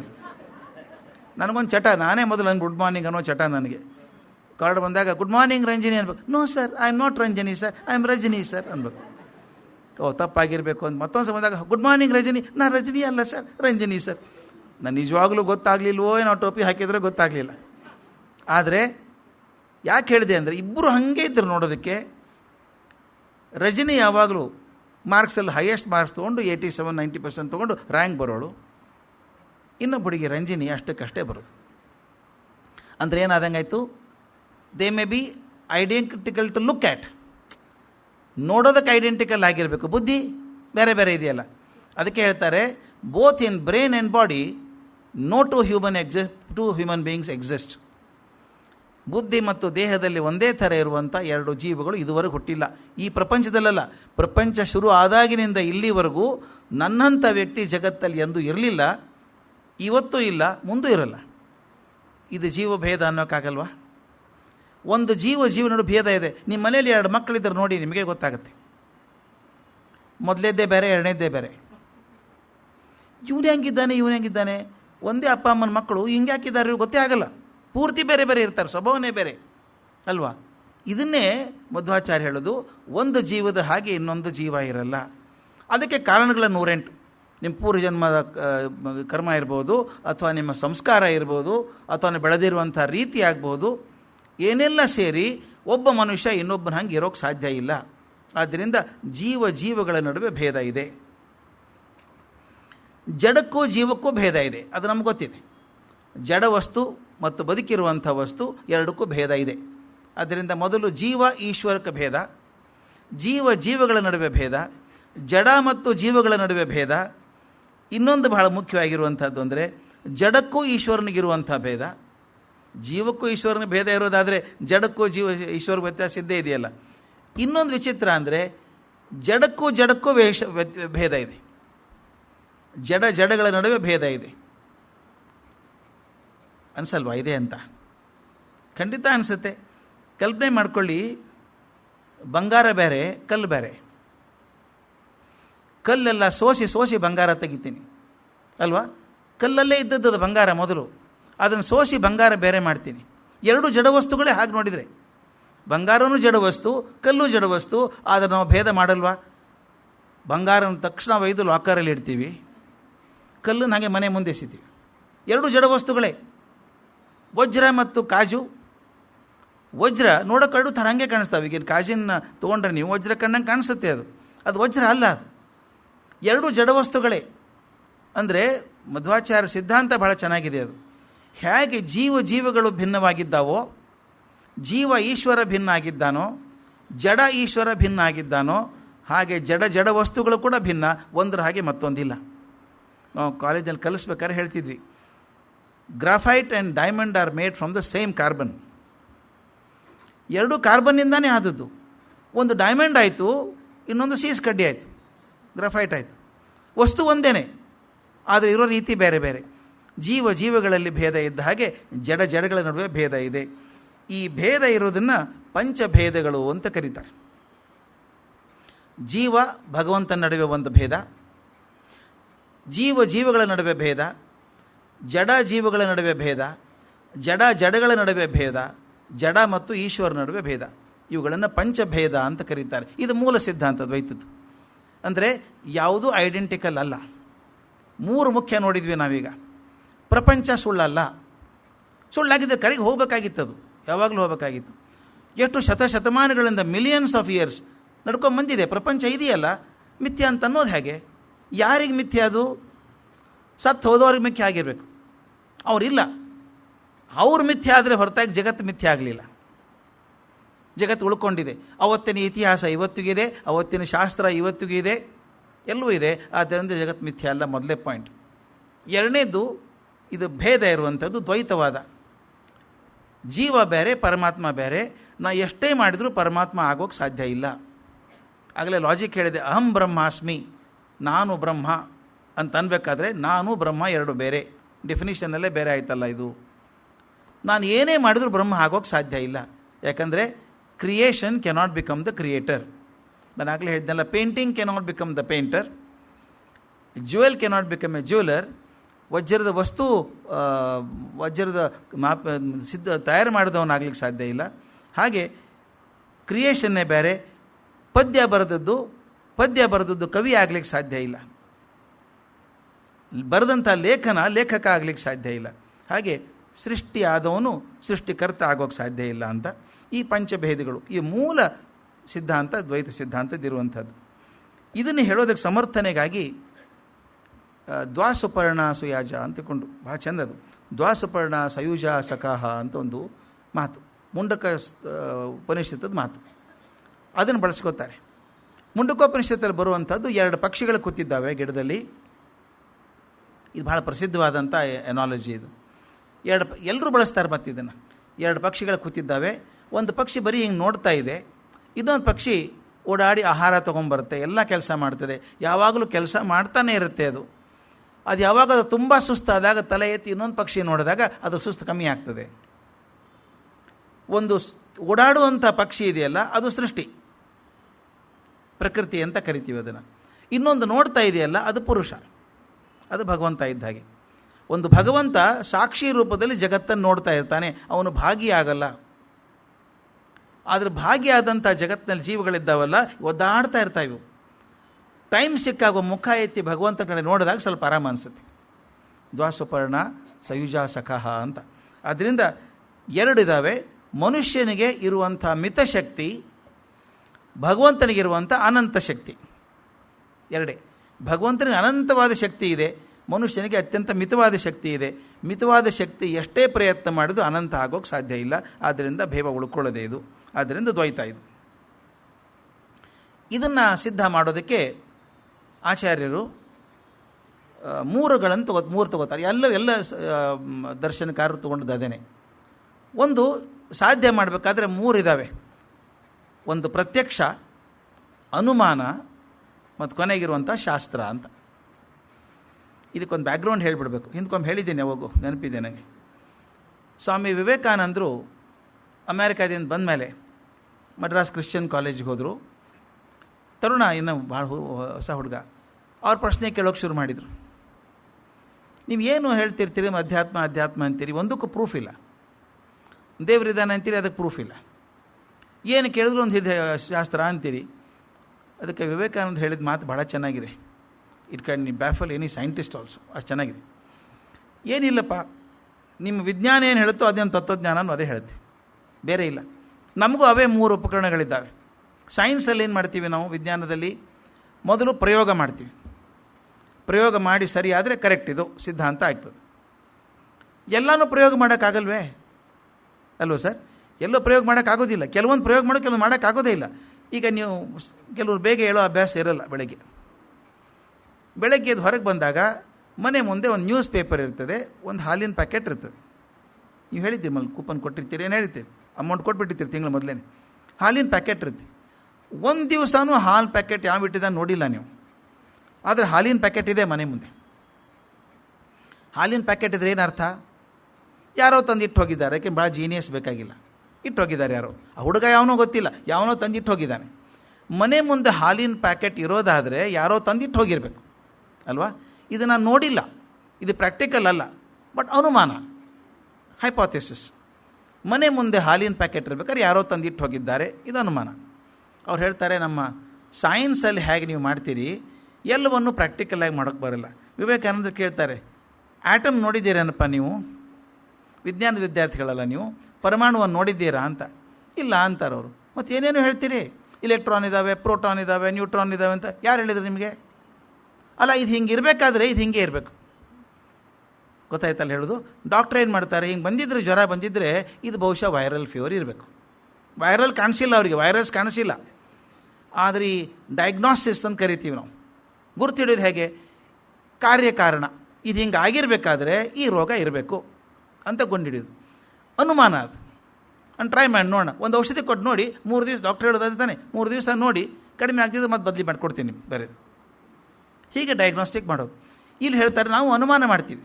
ವಿಜ್ಞಾನದಲ್ಲಿ ಕೂಡ ಅದೇ ಅನುಮಾನ. ಆ್ಯಟಮ್ ಹೇಗಿದೆ ಅಂತ ಗೊತ್ತಿಲ್ಲ, ಇಲೆಕ್ಟ್ರಾನ್ ಹೇಗಿದೆ ಅಂತ ನೋಡಿಲ್ಲ, ಆದರೆ ಪರಮಾಣು ಸಿದ್ಧಾಂತವನ್ನು ರೆಡಿ ಮಾಡಿಟ್ಟಿದ್ದೀರಿ ನೀವು ಪೂರ ಅನುಮಾನದ ಮೇಲೆ ಮಾಡಿದ್ದು. ಪ್ರಯೋಗ ಫಸ್ಟು, ಪ್ರಯೋಗದಿಂದ ಆಗದೆ ಹೋದರೆ, ಪ್ರಯೋಗ ಸಿಗದೆ ಹೋದರೆ ಅನುಮಾನ ಮಾಡ್ತೀರಿ, ಹೈಪಾಥೆಸಿಸ್. 3ನೇದ್ದು ಹೈಪಾಥೆಸಿಸು ಇಲ್ಲ, ಅವಾಗೇನು ಮಾಡ್ತೀರಿ, ಜರ್ನಲ್ಸಿಗೆ ಹೋಗ್ತೀರಿ. ಇನ್ 1862 ಇವ್ರು ಹೇಳಿದರು, 1667 ಹಿಂಗೆ ಇವನು ಹೇಳಿದ. ಎಲ್ಲ ಪೇಪರ್ ಇದ್ದಾವಲ್ಲ ರೆಫರೆನ್ಸ್. ಸೈನ್ಸಲ್ಲಿ ಇರೋದು 3: ಎಕ್ಸ್ಪರಿಮೆಂಟ್, ಇನ್ಫರೆನ್ಸ್, ರೆಫರೆನ್ಸ್. ಇನ್ಫರೆನ್ಸ್ ಅಂದರೆ ಅನುಮಾನ, ರೆಫರೆನ್ಸ್ ಅಂದರೆ ಶಾಸ್ತ್ರ, ಜರ್ನಲ್ಸ್. ವಿವೇಕಾನಂದ ನಮ್ಮಲ್ಲಿಯೂ ಹಾಗೆ ಇದೆಯಪ್ಪ. ಕೆಲವು ಪ್ರತ್ಯಕ್ಷ ಪ್ರಮಾಣ ಮಾಡ್ತೀವಿ ನಾವು. ಪ್ರತ್ಯಕ್ಷ ಪ್ರಮಾಣ ಸಿಗದೆ ಹೋದರೆ ಅನುಮಾನ ಮಾಡ್ತೀವಿ. ನಿಮ್ಮ ಹೈಪಾಥೆಸಿಸ್ ಅದು ಇನ್ಫರೆನ್ಸ್. ಅನುಮಾನಕ್ಕೂ ಬರದೆ ಹೋದರೆ ಶಾಸ್ತ್ರಕ್ಕೆ ಹೋಗ್ತೀವಿ ನಾವು. ನಿಮ್ಮಲ್ಲಿ ಹೆಂಗೆ ಟೆಕ್ಸ್ಟ್, ನೀವು ಜರ್ನಲ್ಸ್ ಇದ್ದಾವಲ್ಲ, ಹಾಗೆ ನಮ್ಮಲ್ಲಿ ಶಾಸ್ತ್ರಗಳಿದ್ದಾವೆ. ನಮ್ಮಲ್ಲಿ ವೇದ ಇದೆ, ಉಪನಿಷತ್ತಿದೆ, ಆ ಶಾಸ್ತ್ರಗಳಿದ್ದಾವೆ. ಅದೇ ಮಾದರಿ ನೋಡಿ ಎಷ್ಟು ಚಂದ ಅಂದರೆ, ತತ್ವಜ್ಞಾನದಲ್ಲಾಗಲಿ ವಿಜ್ಞಾನದಲ್ಲಾಗಲಿ ಅವೇ ಪ್ರಮಾಣಗಳೇ ಇರೋದು. Experiment, inference and reference. ಇಲ್ಲಿ ಪ್ರತ್ಯಕ್ಷ ಪ್ರಮಾಣ, ಅನುಮಾನ ಮತ್ತು ಕೊನೆಗೆ ಶಾಸ್ತ್ರ. ನಾವು ಶಾಸ್ತ್ರ ಪ್ರಕಾರ ಹೇಳ್ತೀವಪ್ಪ ಅಂತ ಒಪ್ಪಿಸ್ತಾರೆ. ಅದನ್ನು ಬಳಸ್ಕೊಂಡು ಶ್ರುತಿ ಸ್ಮೃತಿ ಸಮ್ಮತವಾದಂಥ ಅನುಮಾನ ಅಂತ. ಬರೀ ಅನುಮಾನ, ವೈಲ್ಡ್ ಅನುಮಾನ ಅಲ್ಲ ಅದು. ಈ ಶ್ರುತಿ ಸ್ಮೃತಿಗಳ ಹಿನ್ನೆಲೆಯೊಳಗೆ ಇದು ಸರಿ, ಇದು ಸರಿಯಲ್ಲ ಅಂತ ಅನುಮಾನ ಮಾಡುವಂಥದ್ದು. ಹಂಗೆ ಮಾಡ್ತೀವಿ ನಾವು ಅಂಥೇಳಿ ಎಲ್ಲ ಹಿಂದಿನ ಶಂಕರಾಚಾರ್ಯ ಆಗಲಿ ರಾಮಾನುಜಾಚಾರ್ಯ ಒಪ್ಕೊಂಡ ಹಾಗೆ ಪ್ರಸ್ಥಾನತ್ರಯಗಳು ಅಂತ, ಅವನ್ನ ಆಧಾರ ಗ್ರಂಥಗಳು ಅಂತ ಮಧ್ವಾಚಾರ್ಯರು ಒಪ್ಕೊಂಡ್ರು. ಆ 3 ಯಾವುದು? ಬ್ರಹ್ಮಸೂತ್ರ, ಉಪನಿಷತ್ತು ಮತ್ತು ಭಗವದ್ಗೀತೆ. ಈ 3 ಆಧಾರ ಗ್ರಂಥಗಳು ಅಂತ ಅವ್ರು ಒಪ್ಕೊಂಡ್ರು. ಹಿಂದೆಯವರು ಒಪ್ಕೊಂಡಿದ್ರು, ಇವರು ಒಪ್ಕೊಂಡ್ರು. ಇದ್ರ ಜೊತೆಗೆ ಇವರು ಇನ್ನೊಂದು ಒಪ್ಕೊಂಡ್ರು, ಪುರಾಣಗಳನ್ನು ಕೂಡ ಆಧಾರ ಗ್ರಂಥಗಳು ಅಂತ ಒಪ್ಕೊಂಡ್ರು ಮಧ್ವಾಚಾರ್ಯ. ಪುರಾಣಗಳು ಕೂಡ ಬರೆದದ್ದು ದೊಡ್ಡ ದೃಷ್ಟಾರರು ಬರೆದದ್ದು. ಆದ್ದರಿಂದ ಅವನು ಬಿಡೋಕ್ಕೆಲ್ಲ ಅದನ್ನು ತಗೋಬೇಕು. ಅದಕ್ಕಿಂತ ಮುಖ್ಯ ಅಂದರೆ ಮಹಾಭಾರತವನ್ನು ಕೂಡ ಅವರು ಆಧಾರ ಗ್ರಂಥ ಅಂತ ತಗೊಂಡ್ರು. ಮಹಾಭಾರತದ ಬಗ್ಗೆ ವಿಶೇಷ ಪ್ರೀತಿ ಮಧ್ವಾಚಾರ್ಯರಿಗಿತ್ತು. ಅವ್ರು ಹೇಳ್ತಾರೆ, ಮಹಾಭಾರತವನ್ನು ಸರ್ವಶಾಸ್ತ್ರಗಳ ನಿರ್ಣಯ ಗ್ರಂಥ ಅಂತ ಬಳಸ್ತಾರೆ. ಎಲ್ಲ ಶಾಸ್ತ್ರಗಳ ನಿರ್ಣಯ ಗ್ರಂಥ ಅಂದರೆ ಮಹಾಭಾರತ. ಅದಕ್ಕೊಂದು ಮಾತು ಬರೀತಾರೆ, ನಿರ್ಣಯ ಸರ್ವಶಾಸ್ತ್ರಾಣಾಂ ಸ ದೃಷ್ಟಾಂತೋ ಹಿ ಭಾರತೆ. ಎಲ್ಲ ಸರ್ವಶಾಸ್ತ್ರಗಳನ್ನು ದೃಷ್ಟಾಂತದ ಮೂಲಕ ಕೊಡುವಂಥದ್ದು ಮಹಾಭಾರತ. ಮಹಾಭಾರತದಲ್ಲಿ ಇಂಥದ್ದು ಇಲ್ಲ ಅಂತ ಇಲ್ಲೇ ಇಲ್ಲ. ಅದಕ್ಕೆ ಹೇಳ್ತಾರಲ್ಲ, ಮಹಾಭಾರತದಲ್ಲಿ ಇದ್ದದ್ದು ಬೇರೆ ಕಡೆ ಇರ್ಬೋದು, ಆದರೆ ಮಹಾಭಾರತದಲ್ಲಿ ಯಾವುದಿಲ್ವೋ ಪ್ರಪಂಚದ ಯಾವ ಸಾಹಿತ್ಯದಲ್ಲೂ ಇಲ್ಲ ಅಂತ. ಅಷ್ಟೆಲ್ಲವೂ ಇರುವಂಥ ಮಹಾಭಾರತ. ಆದ್ದರಿಂದ ಅದೊಂದು ಶಾಸ್ತ್ರ ಅಂತ ತಗೋತಾರೆ. ಇನ್ನೊಂದು ಸಾಕಷ್ಟು ಜನ ತಕರಾರು ಮಾಡುವಂಥದ್ದು ದ್ವೈತ ಸಿದ್ಧಾಂತದಲ್ಲಿ ಅಂದರೆ ತಾರತಮ್ಯ ಅಂತ. ನಾವು ಕೇಳಿರ್ಬೇಕು ಇದನ್ನು, ಭಾಳ ಇದು ಮುಖ್ಯ ಅಧ್ಯಾಯದ್ದು. ದ್ವೈತ ಸಿದ್ಧಾಂತದಲ್ಲಿ ಭಾಳ ಮುಖ್ಯ ಅಂತ ತಾರತಮ್ಯ ಅಂತ. ಆಗಲೇ ಹೇಳಿದಂಗೆ ಜೀವಗಳಲ್ಲಿ ಭೇದ, ಈಶ್ವರಲ್ಲಿ ಭೇದ ಇರೋ ಹಾಗೆ ತಾರತಮ್ಯ ಅಂದರೆ ಲೆವೆಲ್ಸ್ ಇದ್ದಾವೆ. ಎಲ್ಲರೂ ಒಂದೇ ಮಟ್ಟಕ್ಕೆ ಇರೋಕ್ಕೆ ಸಾಧ್ಯ ಇಲ್ಲ. Even in democracy some people are more equal than others ಅಂತ ಸ್ಟೇಟ್ಮೆಂಟ್ ಇರೋದೇ ಅದು. Some people are more equal than others. ಇಲ್ಲಿ ಮಧ್ವ ಸಿದ್ಧಾಂತದಲ್ಲಿ ಮಾತ್ರ ಕ್ಲಿಯರ್ ಆಗಿ ಡಿಫ್ರೆನ್ಸಿಯೇಷನ್ ಹಾಕಿಬಿಟ್ಟಿದ್ದಾರೆ, ಕಕ್ಷೆಗಳು ಅಂತ. ಮೊದಲನೇ ಕಕ್ಷೆಯಲ್ಲಿ ನಾರಾಯಣ. ವಿಚಿತ್ರ ಅಂದರೆ ಇಲ್ಲಿ ಲಕ್ಷ್ಮಿಗೆ ಜಾಗ ಇಲ್ಲ. ಲಕ್ಷ್ಮೀನಾರಾಯಣರಿದ್ದಾರೆ, ಲಕ್ಷ್ಮಿ ಅಲ್ಲಿದ್ದಾಳೆ. ಆದರೆ ನಾರಾಯಣ ಸ್ವತಂತ್ರನಾದವನು, ಸರ್ವಜ್ಞನಾದವನು, ಅವನು ಫಸ್ಟ್ ನಂಬರ್, ಮೊದಲೇ ಕಕ್ಷೆ. ಅವನಕ್ಕಿಂತ ಎಷ್ಟೋ ಕೆಳಗೆ ಲಕ್ಷ್ಮಿ ಅಂತೆ. ಯಾಕಂದರೆ ಅವನ ಅರ್ಧಾಂಗಿ ಆದರೂ ಕೂಡ ಅವನನ್ನು ಪೂರ್ತಿ ಅರ್ಥ ಮಾಡ್ಕೊಳ್ಳೋಕ್ಕಾಗಿಲ್ಲ ಆಕೆಗಿನ್ನ. ಅದಕ್ಕೆ ಮೊದಲ ಹಂತದಲ್ಲಿ ನಾರಾಯಣ, ವಿಷ್ಣು, ಅದಾದಮೇಲೆ ಎಷ್ಟೋ ಕೆಳಗೆ ಲಕ್ಷ್ಮಿ ಬರ್ತಾಳೆ. ಲಕ್ಷ್ಮಿಗಿಂತ ಕೆಳಗಿನ ಕಕ್ಷದಲ್ಲಿ ಬರುವಂಥವನು ಬ್ರಹ್ಮ. ಬ್ರಹ್ಮನ ಕೆಳಗಿನ ಕಕ್ಷೆಯಲ್ಲಿ ಬರುವಂಥವ್ರು ವಾಯು. ಆದರೆ ಒಂದು ಕನ್ಸೆಷನ್ ಇದೆ ವಾಯುಗೆ. ವಾಯು ಕೆಳಗಿನ ಕಕ್ಷೆಯಲ್ಲಿ ಇದ್ದರೂ ಕೂಡ ಶಕ್ತಿಯಲ್ಲಿ ಬ್ರಹ್ಮನಿಗೆ ಸಮನಾದವನು.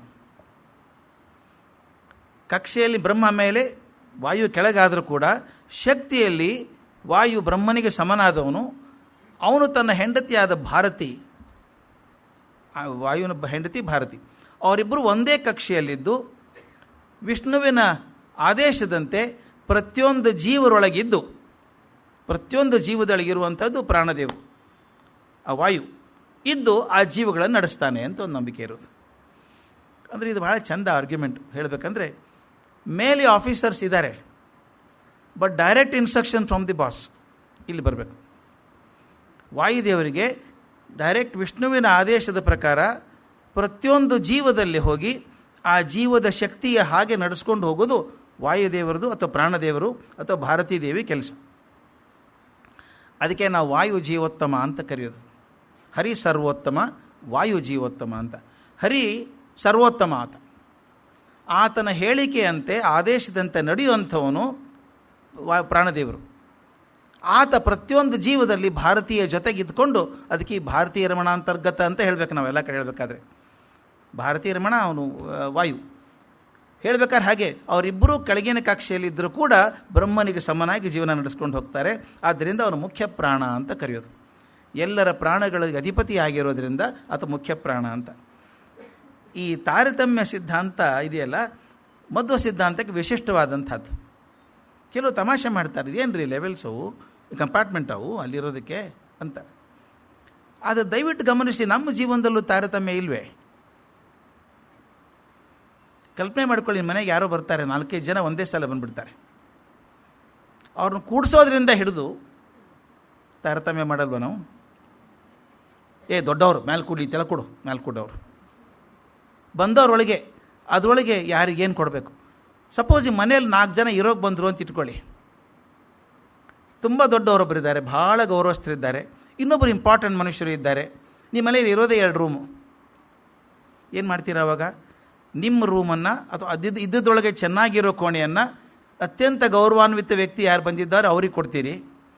ಸ್ನೇಹಿತರಿದ್ದಾರೆ, ಪರವಾಗಿಲ್ಲ ನನ್ನ ಜೊತೆಗೆ ಬಾರೋ ಹಾಲಲ್ಲಿ ಮಲ್ಕೊಂಡು ಬಾಯಿಲಿ ಅಂತ ಕರಿತೀರಿ. ವ್ಯತ್ಯಾಸ ಮಾಡಲಿಲ್ವಾ ನೀವು?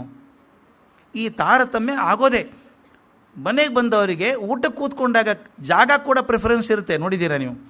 ಈಗ ಟೇಬಲ್ ಊಟ ಮಾಡೋದಿದ್ದರೆ ಹೆಡ್ ಆಫ್ ದಿ ಟೇಬಲ್ ಅಂತ, ಟೇಬಲ್ ಮುಂದೆ ಕೂಡೋನು ಭಾಳ ಮುಖ್ಯ ಮನುಷ್ಯ ಅವನು. ಅದಕ್ಕೆ ಯಾರು ಬಂದರೆ ಸರ್ ನೀವು ಅಲ್ಲಿ ಕೂತ್ಕೊಳ್ಳಿ ಸರ್, ನಾವು ಇಲ್ಲಿ ಕೂತ್ಕೋತೀವಿ ಅಂತಾರೆ. ಎಲ್ಲ ಚೇರ್ ಒಂದೇ, ಆದರೆ ಆ ಸ್ಥಾನ ಇದೆಯಲ್ಲ ಇಂಪಾರ್ಟೆಂಟ್. ಹಾಗೆ ವ್ಯಕ್ತಿಯ ಗೌರವದ ಮೇಲೆ, ಅವರ ಸಾಧನೆಯ ಮೇಲೆ ತಾರತಮ್ಯವನ್ನು ಮಾಡಿಕೊಂಡಿದ್ದುದು ಅದು ಇರಬೇಕಾದದ್ದು ಅಂತ. ಹೀಗೆ ಅವ್ರು ಹೇಳ್ತಾರೆ, ಈ ತಾರತಮ್ಯ ಮನುಷ್ಯರಲ್ಲಿ ಮಾತ್ರ ಅಲ್ಲ, ದೇವತೆಗಳಲ್ಲೂ ಇದೆ, ರಾಕ್ಷಸರಲ್ಲೂ ತಾರತಮ್ಯ ಇದೆ. ಕೆಲವು ರಾಕ್ಷಸರು ಭಗವಂತನ ತುಂಬ ಹತ್ತಿರವಾಗಿದ್ದಂಥವ್ರು, ಜಯ ವಿಜಯರು ರಾಕ್ಷಸರಾಗಿ ಹುಟ್ಟಿ ಕೊನೆಗೆ ಮತ್ತೆ ಜಯ ವಿಜಯರಾಗಿ ಹೋಗ್ತಾರಲ್ಲ, ಮೂರು ಅವತಾರಗಳನ್ನು ಮಾಡಿದ ಮೇಲೆ ಅವರು ಹತ್ತಿರ ಇರುವಂಥವ್ರು ವಿಷ್ಣುವಿಗೆ. ಆದ್ದರಿಂದ ಆ ರಾಕ್ಷಸರೊಳಗೂ ಒಂದು ಗಣ ಉಂಟು. ರಾವಣ ಮಟ್ಟಕ್ಕೆ ಬರಲಿಲ್ಲ, ಇನ್ನು ಯಾರೂ ಕುಂಭಕರ್ಣ ಬರಲಿಲ್ಲ, ಉಳಿದವ್ರು ಯಾರೂ ಬರಲಿಲ್ಲ, ರಾಕ್ಷಸರಾಗೇ ಹೋದರು ಅವರು. ಆದರೆ ಕೆಲವು ರಾಕ್ಷಸರು ಭಗವಂತನಿಗೆ ಹತ್ತಿರವಾಗಿ ಬಂದು ತಮ್ಮ ಜೀವವನ್ನು ಕಳ್ಕೊಂಡು ಮತ್ತೆ ಅವನ ಸನ್ನಿಧಾನಕ್ಕೆ ಹೋದರು. ರಾಕ್ಷಸರಲ್ಲಿ ಕೂಡ ತಾರತಮ್ಯ ಇದೆ ಅಂತ ಹೇಳ್ತಾರೆ. ಹೀಗ ವಾದವನ್ನು ಮಂಡಿಸ್ತಾ ವಿದ್ವಾಂಸರನ್ನು ಗೆದ್ದುಕೊಂಡು ಪೂರ್ಣಪ್ರಜ್ಞರು ಹೊರಟರು. ಅವಾಗ ಅಂದ್ಕೊಂಡ್ರು ಮೊದಲು ದಕ್ಷಿಣದ ದಿಗ್ವಿಜಯ ಮಾಡೋಣ ಅಂತ. ಭಾಳ ಚಂದದ ಮಾತು ಬರ್ತದೆ. ಸಾಮಾನ್ಯವಾಗಿ ಎಲ್ಲ ಋಷಿಗಳು ಉತ್ತರಕ್ಕೆ ಹೋಗ್ತಾರೆ ದಿಗ್ವಿಜಯ ಮಾಡೋದಕ್ಕೆ.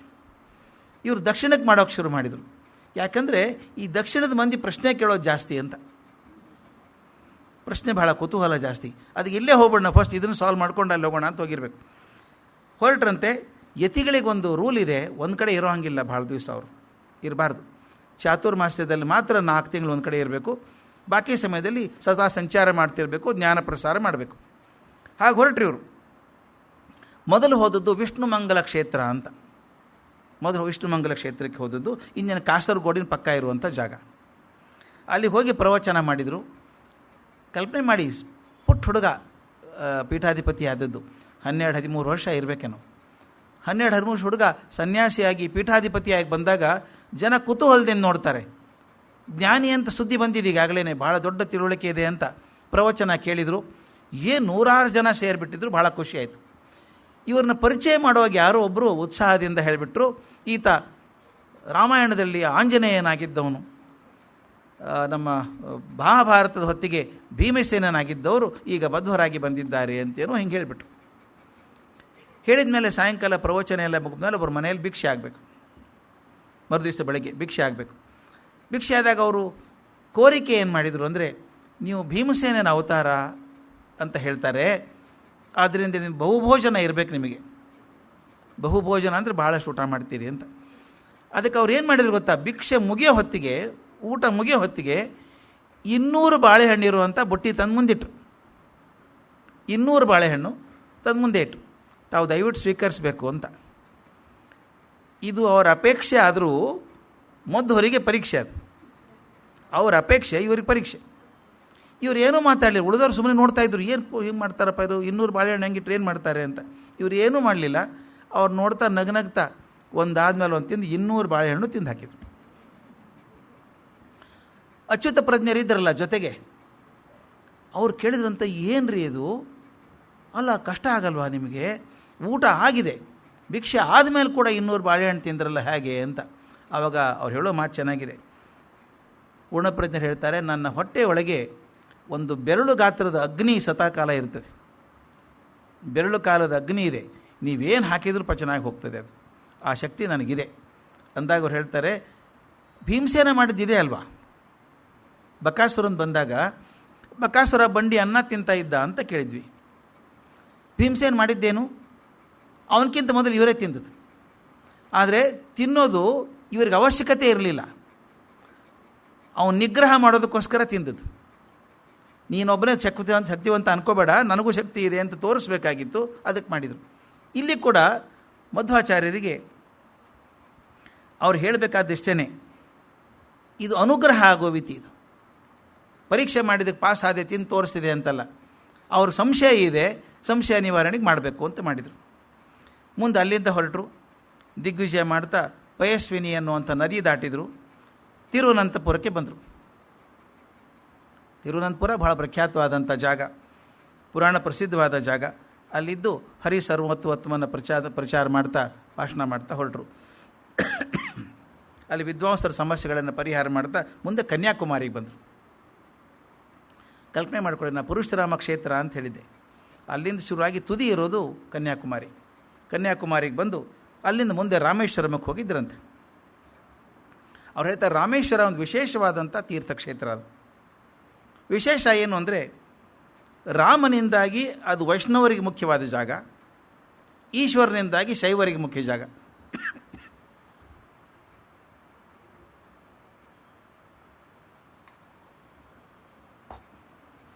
ಇಬ್ಬರಿಗೂ ಪ್ರಿಯವಾದಂಥ ತೀರ್ಥಕ್ಷೇತ್ರ ಅದು.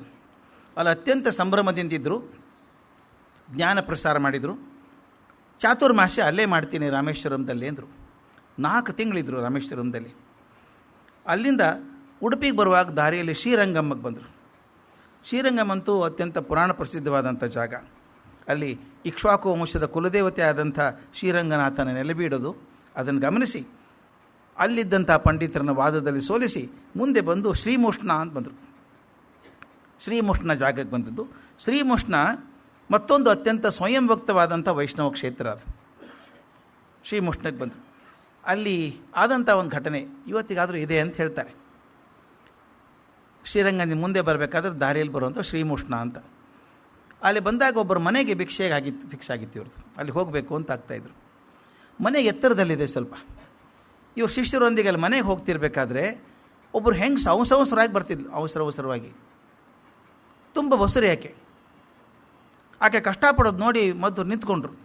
ಯಾಕಮ್ಮ ಅವಸರ ಮಾಡ್ತಿದ್ದೀರಿ ಅಂತ. ಆಕೆ ಕೊಡ ಇಟ್ಟು ನಮಸ್ಕಾರ ಮಾಡಿ ಹೇಳಿದ್ಲು, ನಮ್ಮ ಮನೆಗೆ ಭಿಕ್ಷೆ ಇರೋದು ನಿಮ್ಮದು, ಆದರೆ ಈ ಊರಲ್ಲಿ ನೀರಿಲ್ಲ, ನೀರಿನ ತುಂಬ ಕೊರತೆ. ಒಂದು ಕೊಡ ನೀರು ತರಬೇಕಾದ್ರೆ ನಾನು ಅಷ್ಟು ದೂರ ಹೋಗಬೇಕು, ಅದಕ್ಕೆ ನೀರು ತರೋ ತಡ ಆಯಿತು, ನಿಮ್ಮ ಭಿಕ್ಷೆಗೆ ತಡ ಆಗ್ತಾಯಿದೆ, ಬನ್ನಿ ಅಂತಂದರು. ಹೃದಯ ಕರೆಕ್ತು. ಪಾಪ ಇಷ್ಟೊಂದು ಜನ ಒದ್ದಾಡ್ತಾರೆ ನೀರಿಲ್ಲ ಅಂತ. ಮತ್ತು ತಮ್ಮ ದಂಡ ತಗೊಂಡು ನೆಲಕ್ಕೆ ಜೋರಾಗಿ ಚುಚ್ಚಿದಾಗ ಅಲ್ಲೊಂದು ಸರೋವರ ಸೃಷ್ಟಿಯಾಯಿತು. 12 ತಿಂಗಳು ನೀರು ಬರುವಂಥ ಒಂದು ಸರಸಿ ಆಯಿತು ಅಲ್ಲಿ ಅಂತ ಹೇಳ್ತಾರೆ. ಇದು 3ನೇ ದಂಡ ತೀರ್ಥವನ್ನು ಅವ್ರು ಮಾಡಿದ್ದು. ಅಂದರೆ ಬರೀ ಜ್ಞಾನ ಪ್ರಸಾರ ಒಂದೇ ಆಗಲಿಲ್ಲ, ಲೋಕೋತ್ತರದ ಕಲ್ಯಾಣ ಕೂಡ ಅವರ ಜೀವನದ ಬಹಳ ಮುಖ್ಯ ಅಂಶ ಆಗಿತ್ತು ಅಂತ. ಮುಂದೆ ಜ್ಞಾನ ಪ್ರಸಾರ ನಡ್ಕೊಂಡು ಹೋದಾಗ ಮುಷ್ಣಿಯಿಂದ ಹೋದಾಗ ಒಂದು ತಮಾಷೆ ಘಟನೆ ಆಗ್ತದೆ. ಶ್ರೀಮುಷ್ಣದಿಂದ ಮುಂದೆ ಬಂದಾಗ ಒಬ್ಬ ಮನುಷ್ಯ ಬರ್ತಾನೆ, ಒಂಥರ ಬೈರಾಗಿ ಥರ ಇದ್ದಾನೆ. ಇವ್ರನ್ನ ಚಾಲೆಂಜ್ ಮಾಡ್ತಾನೆ. ದಯವಿಟ್ಟು ಗಮನಿಸಿ, ಪ್ರತಿಯೊಬ್ಬರ ಜೀವನದಲ್ಲಿ ಬರುವಂಥದ್ದು ಅದು. ಶ್ರೀ ಶಂಕರರಿಗೆ ಅಲ್ಲೊಬ್ಬ ಚಾಂಡಾಲ ಎದುರಿಗೆ ಬರ್ತಾನೆ. ಹೇಗೆ ಯಾರ್ಯಾರು ಮಾಡ್ತಾರೆ ಅಂತ ಈವಾಗಲೇ ನಿಜವಾಗ್ಲೂ ಶಕ್ತಿ ಗೊತ್ತಾಗುವಂಥದ್ದು ಗುರುಗಳದು. ಆತ ಇವನು ಬರ್ತಾನೆ, ಬೈರಾಗಿ ಬಂದು ಹೇಳ್ತಾನೆ, ನನಗೆ ವರಾಹ ಮಂತ್ರ ಸಿದ್ಧಿಯಾಗಿ ಹೋಗಿದೆ, ನನ್ನ ವರಾಹ ಮಂತ್ರದ ಉಪಾಸಕ ನಾನು. ಇಡೀ ಪ್ರಪಂಚದಲ್ಲಿ ನನಗೆ ಗೊತ್ತಿರುವಷ್ಟು ವರಾಹ ಮಂತ್ರಗಳು ಇನ್ಯಾರಿಗೂ ಗೊತ್ತಿಲ್ಲ. ಇದು ಭಾಳ ಗಮನಿಸಬೇಕು. ಈ ಮಾತು ಯಾವಾಗ ಬರುತ್ತೆ ಅದು ಪರಿಪೂರ್ಣ ಅಲ್ಲ ಅಂತ ಗೊತ್ತಾಗ್ಬಿಡುತ್ತೆ. ಯಾರಾದರೂ ನನಗೆಲ್ಲ ಗೊತ್ತಿದೆ ಅಂದರೆ ಅದು ಡೌಟ್ಫುಲ್ ಸ್ಟೇಟ್ಮೆಂಟೇ. ಅದಕ್ಕೆ ಇಂಗ್ಲೀಷ್ದಲ್ಲಿ ಹೇಳ್ತಾರೆ, the moment you feel you know everything that is the beginning of your end ಅಂತ. ನೀವು ಅಂತ್ಯ ಬಂತು ಹತ್ತಿರ ಅಂತ. ಆತ ಎಷ್ಟು ಗಟ್ಟಿಯಾಗಿ ಹೇಳ್ತಾನಂದರೆ, ವರಹ ಮಂತ್ರ ನನಗೆ ಗೊತ್ತಿದ್ದಷ್ಟು ಯಾರಿಗೂ ಗೊತ್ತಿಲ್ಲ ಪ್ರಪಂಚದಲ್ಲಿ, ಆದ್ದರಿಂದ ನೀನು ಪರೀಕ್ಷೆ ಮಾಡ್ತೀಯ ನನ್ನ ಜೊತೆಗೆ ಅಂತ. ಆನಂದ ತೀರ್ಥರು ಹೇಳ್ತಾರೆ, ನೋಡಪ್ಪ ನೀನು ವರಹ ಮಂತ್ರ ಬರ್ತಿರಬೇಕು, ಸಾಕಷ್ಟು ಬರ್ತಿರಬೇಕು, ಆದರೆ ನಿನ್ಗೆ ಗೊತ್ತಿರಲಾರದ ಮಂತ್ರಗಳು ಭಾಳ ಇದ್ದಾವೆ ಅಂತ. ಇದು ಗಮನಿಸಿ ಹೇಗಿದೆ ಅಂತ. ಆತ ವರಹ ಮಂತ್ರ ಒಂದೂ ಹೇಳಿಲ್ಲ, ಇನ್ನು ತನಗೆ ಗೊತ್ತಿದ್ದದೊಂದು ಹೇಳಿಲ್ಲ, ಬರೀ ನಾನು ತುಂಬ ಗೊತ್ತಿದೆ ಅಂತ ಅಷ್ಟು ಹೇಳಿದ. ಇವರೇನು ಹೇಳ್ತಾರೆ, ನಿನಗೆ ಗೊತ್ತಿರಲಾರ್ದಂಥ ಮಂತ್ರಗಳು ಭಾಳ ಇದ್ದಾವಪ್ಪ, ಒಂದು 4 ಹೇಳ್ತೀನಿ ತಗೋ ಅಂದರು. ಅವನು ಹೇಳೋದಕ್ಕಿಂತ ಮೊದಲೇ ಅವ್ನು ಗೊತ್ತಿರಲಾರ್ದಂಥ 4-5 ಮಂತ್ರಗಳನ್ನ ಹೇಳಿದ್ರಂತೆ. ಅವಂದ ಇದನ್ನೆಲ್ಲಿ ಕಲ್ಕೊಂಡ್ರಿ ಅಂತ ಅವ, ಇದು ಸ್ಯಾಂಪಲ್ ಇನ್ನೂ ಭಾಳ ಇದಾವ ನನ್ನ ಕಡೆ ಹೇಳ್ತೀನಿ ಕೊಡಂದರು. ಅವಂದ ನನಗೆ ನನಗೆ ಗೊತ್ತಿರಲಾರ್ದು ಒಂದೂ ಶ್ಲೋಕ ಇಲ್ಲ ಅಂದ್ಕೊಂಡಿದ್ದೆ ವರಹ ಮಂತ್ರದ್ದು, ಇಷ್ಟೊಂದು ಹೊಸದು ಹೇಳ್ತಿರಲ್ಲ ಅಂದ. ಇನ್ನೂ ತುಂಬ ಇದ್ದಾವೆ ಅಂತ ಕೂಡಿಸಿ ಇನ್ನೊಂದು 15-20 ವರಹ ಮಂತ್ರಗಳನ್ನು ಹೇಳಿದ್ರಂತೆ. ಆತ ಶಿಷ್ಯ ಆಗಿ ಹೊರಟ. ಇದು ತಮಾಷೆ ಅನಿಸುತ್ತೆ ನಿಮಗೆ. ಯಾಕೆ ಅಂತ ಹೇಳಿದರೆ, ಮುಂದೆ ರಾಘವೇಂದ್ರ ಸ್ವಾಮಿಗಳು ಬರೀತಾರೆ, ತಮ್ಮ ಪ್ರಾತಃ ಸಂಕಲ್ಪ ಗದ್ಯ ಅನ್ನೋ ಪುಸ್ತಕದಲ್ಲಿ ಬರೀತಾರೆ, ನಮ್ಮ ಮಧ್ವರಿಗೆ, ಆಚಾರ್ಯ ಮಧ್ವರಿಗೆ ಎಷ್ಟು ಮಂತ್ರ ಬರ್ತಿದ್ದೋ ನಮ್ಗೆ ಗೊತ್ತೇ ಇಲ್ಲ. ಅವರು ಅದ್ರಲ್ಲಿ ಬರೀತಾರೆ, ವಿಚಿತ್ರ ಅನಿಸುತ್ತೆ. ವರ್ಣನೆ ಮಾಡಿದ ಹಾಗೆ ಮಧ್ವಾಚಾರ್ಯ ತಿಳಿದ ಮಂತ್ರಗಳ ಸಂಖ್ಯೆ 7 ಕೋಟಿ ಅಂತ. 7 ಕೋಟಿ ಮಂತ್ರಗಳು ಬರ್ತಿತ್ತು ಅವರಿಗೆ ಅಂತ ರಾಘವೇಂದ್ರ ಸ್ವಾಮಿಗಳು ಪ್ರಾತಃ ಸಂಕಲ್ಪ ಗದ್ಯದಲ್ಲಿ ಬರೀತಾರೆ. ಅಂದರೆ ಅಸಾಮಾನ್ಯ ಬುದ್ಧಿ ಅಂತ. ಎಷ್ಟರ ಮಟ್ಟಿಗೆ ಸಿದ್ಧಿ ಇರ್ಬೋದು ಅಂದರೆ ಅವರಿಗೆ, ಅವನು ಗೊತ್ತಿಲ್ಲ ಅಂತಿದೆಯಲ್ಲ ವರಹ ಮಂತ್ರ, ಆಗಿಂದಾಗೆ ಕಟ್ಟಿ ಕೂಡ ಹೇಳ್ಬೋದು ಅವ್ರ ಶ್ಲೋಕ.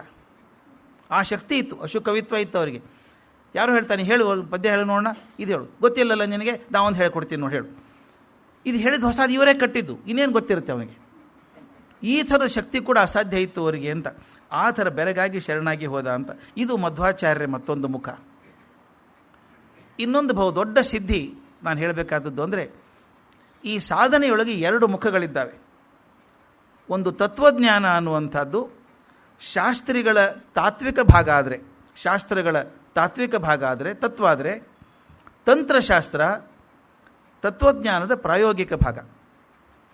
ನಮ್ಮಲ್ಲಿ ಎಲ್ಲ ಕಡೆ ಥಿಯರಿ ಆ್ಯಂಡ್ ಪ್ರಾಕ್ಟಿಕಲ್ಸ್ ಅಂತ ಇರ್ತದಲ್ಲ, ಹಾಗೆ ನಮ್ಮ ತತ್ವಜ್ಞಾನದಲ್ಲೂ ಎರಡು ಮುಖ. ಒಂದು ತತ್ವಜ್ಞಾನ ಅನ್ನೋದು ಶಾಸ್ತ್ರಗಳ ಆಧಾರ ಮೇಲೆ ಇರುವಂಥದ್ದು, ಅದು ತಾತ್ವಿಕ ಭಾಗ, ತತ್ವ ಇರುವಂಥ ಭಾಗ. ಇನ್ನೊಂದು ಪ್ರಯೋಗ ಭಾಗ, ಪ್ರಾಕ್ಟಿಕಲ್ ಇರುವಂಥದ್ದು. ಆ ಪ್ರಯೋಗ ಭಾಗಕ್ಕೆ ತಂತ್ರ ಅಂತ ಕರಿತೀವಿ ನಾವು. ಅದರಿಂದ ಆ ತಂತ್ರಶಾಸ್ತ್ರ ಗೊತ್ತಿರಬೇಕು. ತತ್ವಶಾಸ್ತ್ರ, ತಂತ್ರಶಾಸ್ತ್ರ ಎರಡೂ ಒಂದು ಪಕ್ಷಿಯ ಎರಡು ರೆಕ್ಕೆಗಳಿದ್ದ ಹಾಗೆ. ಯಾವುದು ಒಂದೇ ಇಲ್ದಿರೂ ಕೂಡ ಹಾರೋಕ್ಕೆ ಸಾಧ್ಯ ಇಲ್ಲ. ಅವೆರಡುಗಳ ಅಪೂರ್ವ ಸಿದ್ಧಿ ಇವರಿಗಾಗಿತ್ತು ಅಂತ. ತಂತ್ರಶಾಸ್ತ್ರದ್ದು ಚೆನ್ನಾಗಿ ಗೊತ್ತಿತ್ತು, ತತ್ವಶಾಸ್ತ್ರವಂತೂ ಗೊತ್ತೇ ಇತ್ತು. ಹೇಳ್ತಾರಲ್ಲ, ಬ್ರಹ್ಮಸೂತ್ರಕ್ಕೆ ಉಪನ್ಯಾಸ ಮಾಡಿದ್ದು ತತ್ವಶಾಸ್ತ್ರದ ಪ್ರಯೋಗ ಆದರೆ ಅವರೊಂದು ಪುಸ್ತಕ ಬರೆದು ತಂತ್ರಸಾರ ಸಂಗ್ರಹ ಅಂತ ಪುಸ್ತಕ ಬರೆದರು ಮಧ್ವಾಚಾರ್ಯರು. ಅದ್ಭುತ ಪುಸ್ತಕ ಅದು, ತಂತ್ರಸಾರ ಸಂಗ್ರಹ ಅಂತೇಳಿ. ಅದು ಅವರ ಸಿದ್ಧಿ, ತಂತ್ರಶಾಸ್ತ್ರ ಸಿದ್ಧಿ ಎದ್ದು ಕಾಣಿಸ್ತದೆ. ಅದು ಎರಡೂ ಮುಗಿಸಿ ಹಾಗೆ ಮುಂದೆ ಬರಬೇಕಾದ್ರೆ ಅಡೂರಿಗೆ ಬರ್ತಾರೆ. ಅಡೂರಿಗೆ ಬಂದಾಗ ಅದು ಪಯಸ್ವಿನಿ ನದಿ ತೀರದ ಮೇಲೆ ಇರುವಂಥದ್ದು. ಅಲ್ಲಿ ಸಾಕಷ್ಟು ಜನ ಸೇರಿರ್ತಾರೆ, ಸಹಸ್ರಾರು ಜನ ವಿದ್ವಾಂಸರು ಸೇರಿದ್ರಂತೆ. ಅವ್ರಿಗೆ ಖುಷಿ ಏನು ಅಂದರೆ, ಐತರೇಯ ಶ್ರುತಿ ಮೇಲೆ ಮಾತಾಡದಂಥ ಸನ್ಯಾಸಿ ಈತ. ಇದುವರೆಗೂ ಯಾರೂ ಮಾತಾಡಿಲ್ಲ ಆ ಥರದ್ದು. ಹಿಂದಕ್ಕೆ 2 ಸಲ ಮಾತಾಡಿದ್ದಾರೆ ಅಂತ ಕೇಳಿದ್ದೀವಿ, ಅವ್ರ ಮಾತು ಕೇಳಬೇಕು. ಐತರೇಯ ಶ್ರುತಿ ಬಗ್ಗೆ ಇದು 3ನೇ ಸಲ ರೆಫರ್ ಮಾಡ್ತಿರೋದು ನಾನು. ಐತರೇಯ ಶ್ರುತಿ ಬಹಳ ಕಷ್ಟವಾದಂಥದ್ದು, ಗಹನವಾದಂಥದ್ದು, ಅರ್ಥ ಸಿಗೋದು ಕಷ್ಟ. ಅದನ್ನು ಈಗಾಗಲೇ ಮಾಡಿದ್ದಾರಂತೆ ಸನ್ಯಾಸಿಗಳು, ಅವ್ರ ಮಾತು ಕೇಳೋಣ ಅಂತ ಹೇಳಿ ಸಹಸ್ರಾರು ಜನ ಕೂತಿದ್ದಾರೆ. ಅವ್ರು ನಿರರ್ಗಳವಾಗಿ ಎಲ್ಲಿವರೆಗೆ ಹೇಳಿಬಿಟ್ರು ಅಂದರೆ, ಐತರೇಯ ಶ್ರುತಿ ಇಷ್ಟು ಸುಲಭ ಇದೆಯಾ ಇದು? ಮೊದಲು ಎಲ್ಲರೂ ಕಷ್ಟ ಅಂದದ್ದು ಯಾರಿಗೂ ಅರ್ಥ ಆಗಿಲ್ಲ ಅಂತ. ಆದರೆ ಆನಂದ ತೀರ್ಥರು ವರ್ಣನೆ ಮಾಡಿದ ಮೇಲೆ ಐತರೇಯ ಶ್ರುತಿ ತುಂಬ ಸುಲಭವಾದದ್ದು ಅಂತ ಎಲ್ರಿಗೂ ಅನಿಸ್ಬಿಡುತ್ತಂತೆ. ಇದಾದಮೇಲೆ ಒಂದು ಚರ್ಚೆ ಬರ್ತದೆ, ವಿಷ್ಣು ಸಹಸ್ರನಾಮ ಅಂತ. ವಿಷ್ಣು ಸಹಸ್ರನಾಮ ಹೇಳಿ ಗೊತ್ತಿದ್ದಂಗೆ 1000 ಹೆಸರದು. ಅವ್ರು ಹೇಳ್ತಾರೆ, ಒಂದೊಂದು ಹೆಸರಿಗೆ 100 ಅರ್ಥ ಇದೆ ಅಂದರು. ಇವರ ಪ್ರವಚನ ಮಾಡ್ತಿರ್ಬೇಕಾದ್ರೆ, ಒಂದೊಂದು ಹೆಸರಿದಾವಲ್ಲಪ್ಪ, ಸಹಸ್ರ ಹೆಸರು, ಒಂದು ಹೆಸರಿಗೆ 100 ಅರ್ಥ ಇದ್ದಾವೆ ಅಂದರು. ಒಬ್ಬ ಕಿಟ್ಲೆ ಮಾಡ್ಕೊಂತ ಹೇಳಿ ನೋಡೋಣ ಒಂದು ಶಬ್ದ ಅಂದರು. ಬರೀ ಒಂದು ಪದ ವಿಶ್ವ ಅನ್ನೋ ಪದ ತಗೊಂಡು ಅದಕ್ಕೆ 100 ಅರ್ಥಗಳನ್ನು ಕೊಡ್ತಾರೆ. ಅನಿಸುತ್ತೆ ನಿಜವಾಗ್ಲೂ ಪೂರ್ಣ ಪ್ರಜ್ಞರಪ್ಪ ಇವರು. ವಿಷ್ಣು ಸಹಸ್ರನಾಮದೊಳಗೆ ಇಷ್ಟೊಂದು ಅರ್ಥ ಇದೆ ಅಂತ ನಮಗೆ ಗೊತ್ತಿರಲಿಲ್ಲ. ಮೊದಲೇ 1000 ಹೆಸರು, ಆ 1000 ಹೆಸರು ಒಂದೊಂದಕ್ಕೆ 100 ಅರ್ಥ ಇರೋದಾದರೆ ಇದಂಥ ಅರ್ಥ ಗೊತ್ತಿರಲಿಲ್ಲ ಅಂತ ಒಪ್ಕೊಂಡ್ರಂತೆ. ಸಾಕಷ್ಟು ಜನ ಬೆರಗಾಗಿ ಹೋದರು. ಅಲ್ಲಿಂದ ವಿದ್ವಾಂಸರನ್ನೆಲ್ಲ ಮೆಚ್ಚಿಸಿ ಮತ್ತೆ ಉಡುಪಿಗೆ ಬಂದರು. ಉಡುಪಿಗೆ ಬಂದ ಮೇಲೆ ಒಂದು ವಿಚಾರ ಬಂತು. ನಾನು ಗೀತಾ ಭಾಷ್ಯ ಬರೀಬೇಕು ಅಂದ್ಕೊಂಡಿದ್ದೀನಿ. ಬ್ರಹ್ಮಸೂತ್ರದ ಮೇಲೆ ವ್ಯಾಖ್ಯೆ ಬರೀಬೇಕು ಅಂತ ಆಸೆ ಇದೆ. ಆದರೆ ಬ್ರಹ್ಮಸೂತ್ರದ ಮೇಲೆ ವ್ಯಾಖ್ಯೆ ಬರೆಯೋದಕ್ಕಿಂತ ಮೊದಲು ಒರಿಜಿನಲ್ ಕ್ರಿಯೇಟರ್ ಏನಿದ್ದಾರೆ ಅವ್ರ ಪರ್ಮಿಷನ್ ತೊಗೋಬೇಕು. ವೇದವ್ಯಾಸರು ಬದರಿಯಲ್ಲಿದ್ದಾರೆ, ಅವ್ರ ಪರ್ಮಿಷನ್ ತೊಗೋಬೇಕು ಅಂತ. ಅದರಿಂದ ಮೊದಲು ಹೋಗೋದಕ್ಕಿಂತ ಮೊದಲು ಗುರುಗಳಿದ್ದಾರಲ್ಲ, ಅಚ್ಯುತ ಪ್ರಜ್ಞರು, ಅವ್ರು ಹೋಗಬೇಡ ಅಂತಾರೆ, ದೂರ ಹೋಗೋದು ಬೇಡ ಅಂತಾರೆ. ಅದಕ್ಕೆ ಅವ್ರನ್ನ ತೃಪ್ತಿ ಮಾಡೋದಕ್ಕೋಸ್ಕರ ಮತ್ತು ಅವ್ರನ್ನ ಕರ್ಕೊಂಡು ಹೋಗೋಕ್ಕಲ್ಲ, ವಯಸ್ಸಾಗಿದೆ ಅವರಿಗೆ. ಕೂತ್ಕೊಂಡಲ್ಲಿ ಉಡುಪಿಯಲ್ಲಿ ಕೂತ್ಕೊಂಡು ಭಗವದ್ಗೀತೆ ಮೇಲೆ ಭಾಷ್ಯ ಬರೆದ್ರಂತೆ, ಗೀತಾ ಭಾಷ್ಯ ಅಂತ ಬರೆದ್ರು. ಗೀತಾ ಭಾಷ್ಯ ಬರೆದು ಅದನ್ನು ಗುರುಗಳಿಗೆ ಕೊಟ್ಟರು. ಗುರುಗಳೇ ಇದನ್ನು ನೋಡ್ತಾ ಇರಿ ಹೇಗಿದೆ ಅಂತ ಹೇಳಿ, ನೀವು ಓದಿ, ಇದು ಮೊದಲನೇ ಶಾಸ್ತ್ರಕೃತಿ ಅವರು ಮಧ್ವಾಚಾರ್ಯ ಮಾಡಿದ್ದು. ಕೊಟ್ಬಿಟ್ಟು ಓದಿ ಇದನ್ನು, ನಾನು ಬದ್ರಿ ಯಾತ್ರೆಗೆ ಹೋಗಿ ಬರ್ತೀನಿ ಅಂದರು. ಇದನ್ನು ಓದ್ತಾ ಇರಿ ಅಂತ ಅವ್ರು ಓದೋಕೆ ಕೊಟ್ಟು ಹೊರಟರು, ಶಿಷ್ಯರನ್ನ ಕರ್ಕೊಂಡು ಕೆಲವ್ರನ್ನ. ಈಗಿನ ಹಾಗೆ ಬದ್ರಿಗೆ ಹೋಗೋಕ್ಕೆ ಸುಲಭ ಇರಲಿಲ್ಲ, ಈಗಲೂ ಅಷ್ಟೇನು ಸುಲಭ ಅಲ್ಲ. ನಾನು ಸಾಮಾನ್ಯವಾಗಿ ಹೇಳೋದು, ಭಗವಂತನಲ್ಲಿ ಯಾರಿಗೆ ನಂಬಿಕೆ ಇಲ್ಲ ಅವ್ರನ್ನ ಬದ್ರಿಗೆ ಕರ್ಕೊಂಡು ಹೋಗಬೇಕು. ಬದ್ರಿಗೆ ಹೋಗೋದು ಬೇಕಾಗಿಲ್ಲ, ಅರ್ಧ ಹಾದಿಗೆ ಖಾತ್ರಿ ಆಗುತ್ತೆ ದೇವರಿದ್ದಾನೆ ಅಂತ. ಆ ಜೋಶಿ ಮಠ, ಅದು ಆ್ಯಕ್ಚುಲಿ ಜ್ಯೋತಿರ್ಮಠ, ಜೋಶಿ ಮಠ ಆಗಿಬಿಟ್ಟಿದೆ ಅದು. ಅಲ್ಲಿಂದ ಹೊರಡಬೇಕಾದ್ರೆ ಸಣ್ಣ ರಸ್ತೆ, ಎಡಗಡೆ ದೊಡ್ಡ ಪರ್ವತಗಳು, ಯಾವಾಗಾದರೂ ಜರದು ಬಂದುಬಿಡಬೇಕು, ಸ್ಲೈಡಿಂಗ್ ಆಗಿಬಿಡುತ್ತೆ. ಬಲಗಡೆ ಪ್ರಪಾತ, ಬಿದ್ದರೆ ಏನು ಚಿಂತೆ ಇಲ್ಲ, ಚಿಂತೆ ಮಾಡಿ ಏನು ಅರ್ಥ ಇಲ್ಲ. ಯಾಕಂದರೆ ಅದು 5000 ಅಡಿ ಪ್ರಪಾತ ಅದು. ಅಲ್ಲಿ ಎಂಥ ಹೆದರಿಕೆ ಆಗುತ್ತೆ ಅಂದರೆ, ಯಾವ ಥರದ ಟರ್ನಿಂಗ್ ಇದ್ದಾವೆ, ಎಲ್ಲಿ ಹೋಗ್ತು, ತುದಿಗೆ ಹೋಗ್ಬಿಡುತ್ತೆ ಒಂದು ಸಲ, ಹೆಜ್ಜಿಗೆ ಎದೆ ಬಡ್ತಾ ನಿಂತು ಹೋಗುತ್ತೆ. ಅಲ್ಲಿ ಹೋದಾಗ ಅನಿಸುತ್ತೆ ಭಗವಂತನೇ ಪಾರು ಮಾಡಿದ್ನಪ್ಪ ನಮ್ಮನ್ನು ಅಂತ. ಅಲ್ಲಿ ಹೋದ್ರಂತೆ ನಡ್ಕೊಂಡು ದುರ್ಗಮವಾದ ಅರಣ್ಯ ಪ್ರದೇಶಗಳನ್ನು ದಾಟ್ಕೊಂಡು, ಸಾಕಷ್ಟು ಕಥೆಗಳನ್ನು ಬಿಟ್ಟಿದ್ದೆ ನಡು ನಾನು, ಹುಲಿ ಬಂದದ್ದನ್ನು ಹೇಗೆ ಅವ್ರು ಹೊಡೆದು ನಿಲ್ಲಿಸಿದ್ರು ಅನ್ನೋದೆಲ್ಲ ಬರ್ತದೆ. ಆ ದುರ್ಗಮ ಕ್ಷೇತ್ರಗಳನ್ನು ದಾಟ್ಕೊಂಡು ಕೊನೆಗೆ ಅದೇನಾಯಿತು ಅಂದರೆ ಬರೀ ತೀರ್ಥಯಾತ್ರೆ ಆಗಲಿಲ್ಲ, ಅದು ಜ್ಞಾನ ಯಾತ್ರೆಯೂ ಆಯಿತು. ಕೊನೆಗೆ ಹೋಗಿ ಬದ್ರಿ ಮುಟ್ಟಿದ್ರು. ಬದ್ರಿಯಲ್ಲಿ ಅನಂತ ಮಠ ಅಂತಿದೆ, ಅಲ್ಲಿ ಇಳ್ಕೊಂಡು ಆ ನಾರಾಯಣನಿಗೆ ತಮ್ಮ ಗೀತಾ ಭಾಷ್ಯವನ್ನು ಸಮರ್ಪಣೆ ಮಾಡಿದರು. ಅದು ತಮಾಷೆ ಇದೆ, ಗೀತಾ ಭಾಷ್ಯ ಸಮರ್ಪಣೆ ಮಾಡಿ ಓದಿದ್ರು ಒಂದು ಸಲ ಪೂರ್ತಿಯಾಗಿ ನಾರಾಯಣನ ಮುಂದೆ ಕೂತ್ಕೊಂಡು. ಓದುವಾಗ ಮಂಗಳ ಶ್ಲೋಕ ಹೇಗಿದೆ ಆ ಗೀತಾ ಭಾಷೆದ್ದು ಅಂದರೆ, ದೇವಂ ನಾರಾಯಣಂ ನತ್ವಾ ಸರ್ವದೋಷ ವಿವರ್ಜಿತಂ ಪರಿಪೂರ್ಣಂ ಗುರುಂ ಶಾಂಶ್ಚ ಗೀತಾರ್ಥಂ ವಕ್ಷ್ಯಾಮಿ ಶಕ್ತಿತಃ ಅಂತ. ಲಾಸ್ಟ್ ಮದ ಮುಖ್ಯ ಅದು, ಗೀತಾರ್ಥಂ ವಕ್ಷ್ಯಾಮಿ ಶಕ್ತಿತಃ ಅಂತ. ಅಂದರೆ ಸರ್ವದೋಷಗಳಿಂದ ಮುಕ್ತನಾದಂಥ ಪರಿಪೂರ್ಣನಾದಂಥ ದೇವ ನಾರಾಯಣನನ್ನು ನಮಸ್ಕಾರ ಮಾಡಿ, ಅದರ ಜೊತೆಗೆ ಗುರುಗಳಾದ ವೇದವ್ಯಾಸರಿಗೆ ನಮಸ್ಕಾರ ಮಾಡಿ ಯಥಾಶಕ್ತಿ ಗೀತಾರ್ಥವನ್ನು ತಿಳಿಸ್ತೇನೆ, ಗೀತೆ ಅರ್ಥವನ್ನು ತಿಳಿಸ್ತೇನೆ. ಪದ ಎಷ್ಟು ಚೆನ್ನಾಗಿದೆ, ಗೀತಾರ್ಥಂ ವಕ್ಷ್ಯಾಮಿ ಶಕ್ತಿತಃ, ನನ್ನ ಶಕ್ತಿ ಇದ್ದಷ್ಟು ಗೀತೆಯ ಅರ್ಥವನ್ನು ತಿಳಿಸ್ತೀನಿ ಅಂತ. ಇವರು ಹೇಳಿ ಮುಗಿಸೋ ಹೊತ್ತಿಗೆ ಅಲ್ಲ ಗರ್ಭಗುಡಿಯಿಂದ ನಾರಾಯಣನ ಧ್ವನಿ ಕೇಳಿಸ್ತಂತೆ ಇವರಿಗೆ. ನಿಮ್ಮ ಭಾಷೆ ನನಗೆ ತುಂಬ ಇಷ್ಟ ಆಯಿತು, ಆದರೆ ಕೊನೆಗೆ ಬರೆದಿದ್ದೀರಿ ಸರಿಯಲ್ಲ. ಗೀತಾರ್ಥಂ ವಕ್ಷ್ಯಾಮಿ ಶಕ್ತಿತಃ ಅಂತ ಬರೆದಿದ್ದೀರಿ, ಅಂದರೆ ನಾನು ಶಕ್ತಿ ಇದ್ದಷ್ಟು ತಿಳಿಸಿದ್ದೇನೆ ಅಂತ ಬರೆದಿದ್ದೀರಿ. ಹಾಗಾದರೆ ಅರ್ಥ ಏನಾಗ್ತದೆ, ನಿಮ್ಮ ಶಕ್ತಿ ಇಷ್ಟೇ ಅಂತ ಅನ್ಕೋತಾರೆ ಜನ. ನಿಜವಾಗ್ಲೂ ನಿಮ್ಮ ಶಕ್ತಿ ತುಂಬ ಹೆಚ್ಚಿರೋದ್ರಿಂದ ಶಕ್ತಿತಃ ಅಂತ ಮಾಡಬೇಡಿ, ಆ ಪದವನ್ನು ತೆಗೆದು ಲೇಷತಃ ಅಂತ ಮಾಡಿ ಅಂತ ಬರೆದು. ಅಂದರೆ ಸ್ವಲ್ಪ ಮಟ್ಟಿಗೆ ಹೇಳಿದ್ದೀನಿ, ಇನ್ನೂ ಭಾಳ ಇದೆ ಸ್ಟಾಕು, ನಿಮಗೆ ಸ್ವಲ್ಪ ಹೇಳಿದ್ದೀನಿ ಅಂತ ಆಗಬೇಕು. ನನ್ನ ಶಕ್ತಿ ಇಲ್ಲ, ನನ್ನ ಶಕ್ತಿ ಬೇಕಾದಷ್ಟಿದೆ, ಆದರೆ ನಿಮಗೆ ಇಷ್ಟು ಹೇಳಿದ್ದೀನಿ ಅಂತ ಅದನ್ನು ಬದಲಾಯಿಸಿದರು ಅಂತ. ಅದಕ್ಕೆ ಹೇಳ್ತಾರೆ, ಯಾವುದೇ ಗ್ರಂಥಕ್ಕೆ ಇದಕ್ಕಿಂತ ಹೆಚ್ಚಿನ ಸಾರ್ಥಕ್ಯ ಬರೋಕ್ಕೆ ಸಾಧ್ಯ ಇಲ್ಲ. ಭಗವಂತನ ಹೇಳಿ ಅದ್ಭುತವಾದದ್ದು, ನಿಮ್ಮ ಶಕ್ತಿ ಹೆಚ್ಚಾಗಿದೆ, ನನ್ನ ಶಕ್ತಿ ಇದ್ದಷ್ಟು ಹೇಳಿದ್ದೀನಿ ಅಂತ ಅನ್ಬೇಡಿ, ಎಷ್ಟು ಸಾಧ್ಯವೋ ಅಷ್ಟು ಸ್ವಲ್ಪವನ್ನು ಹೇಳಿದ್ದೇನೆ ನಿಮಗೆ ಅಂತ ಹೇಳಿ ಅಂತ. ಮುಂದೆ 48 ದಿವಸ ಮಧ್ವಾಚಾರ್ಯರು ಬದರಿಯಲ್ಲಿ ಇರ್ತಾರೆ. ಇದೊಂದು ಅದ್ಭುತ ಘಟ್ಟ ಅದ ಜೀವನದು. ಇನ್ನು ಬ್ರಹ್ಮಸೂತ್ರ ಬರೆದಿಲ್ಲ, ಬರೀಬೇಕು ಅಂತ ಆಸೆ ಇದೆ, ಬಾದರಾಯಣರನ್ನು ಭೇಟಿಯಾಗಬೇಕು ಅಂತಿದ್ದಾರೆ. 48 ದಿವಸ ಅವ್ರು ವ್ರತ ಹೇಗೆ ಮಾಡಿದರು ಅಂತ ಬರೀತಾರೆ. ತುಂಬ ದೀರ್ಘ ಅಧ್ಯಾಯ ಅದು ಬರೆಯೋದು. ಅಲ್ಲಿ ಚಳಿ ಅಂದರೆ ಗೊತ್ತಿರುತ್ತೆ, ವಿಪರೀತ ಚಳಿ ಕೊರೀತದೆ.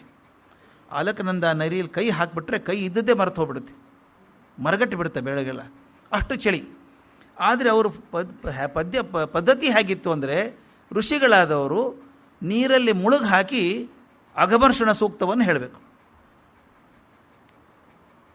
ದಿನಕ್ಕೆ 3 ಸಲ ಆಲಕನಂದ ನದಿಯಲ್ಲಿ ಪೂರ್ತಿ ಮುಳುಗಿಬಿಟ್ಟು ಅಘಮರ್ಷಣ ಸೂಕ್ತವನ್ನು ಹೇಳಬೇಕು. ಹೇಳಿ ಅದರ ಜೊತೆಗೆ ಆನ್ಯಕ ದೇವತಾರ್ಚನೆ ಇದರೊಂದಿಗೆ ಪಾಠ, ಹುಡುಗರಿಗೆ ಪಾಠ ಆಗಬೇಕು, ಪ್ರವಚನ ಆಗಬೇಕು, ನಡ್ಕೊಂಡು ಹೋಗ್ಬೇಕಿದು, ಯಾವುದೂ ಬಿಡಲ್ಲ. ಅವ್ರೇನು ಮಾಡಿದರು ಅಂದರೆ 48 ದಿವಸ ನಿರಾಹಾರವಾಗಿರ್ತೀನಿ, ಊಟ ಮಾಡಲ್ಲ. ಅಂದರೆ ಎರಡೂ ಗೊತ್ತಿದೆ, ಬೇಕು ಅಂದರೆ I can eat any amount, or if I don't want I can't eat anything. ಹಾಗೆ ಮಾಡ್ಕೊಂಡು ಪೂರ್ತಿ 48 ದಿವಸ ನಿರಾಹಾರ ಅಂತೆ, ಮತ್ತು ಕಾಷ್ಠ ಮೌನ ಅಂತ, ಮಾತಾಡೋಂಗಿಲ್ಲ. ಪ್ರವಚನದ ಅವಧಿ ಒಂದನ್ನು ಬಿಟ್ಟರೆ ಉಳಿದು ಯಾವ ಕಾಲಕ್ಕೂ ಒಂದು ಮಾತು ಆಡಲಾರ್ದಂಗೆ ಇರೋದು. 48 ದಿವಸ ತಪಸ್ಸು ಮಾಡಿದಾಗ ಮಾಡಿರಬೇಕು. ಮೈಯೆಲ್ಲ ಏನಾಗಿರಬೇಕು ಅಂತ ಕಲ್ಪನೆ ಮಾಡ್ಕೊಳ್ಳಿ. ಊಟ ಇಲ್ಲ, ನೀರಿಲ್ಲ, ನಿರಾಹಾರ ಅಂದರೆ ನೀರು ಆಹಾರ ಯಾವುದೂ ಇಲ್ಲ, ಬರೀ ಮಾತು ಹೇಳ್ಕೊಂಡಿರೋದು. ಮುಂದೆ ಮಾತು ಬಿಟ್ಬಿಟ್ರು. ಒಂದು ದಿವಸ 48ನೇ ದಿವಸ ರಾತ್ರಿ ಶಿಷ್ಯರೆಲ್ಲ ಇದ್ದಾರೆ, ಗುರುಗಳು ಅಲ್ಲೇ ಮಲ್ಕೊಂಡಿದ್ದಾರೆ.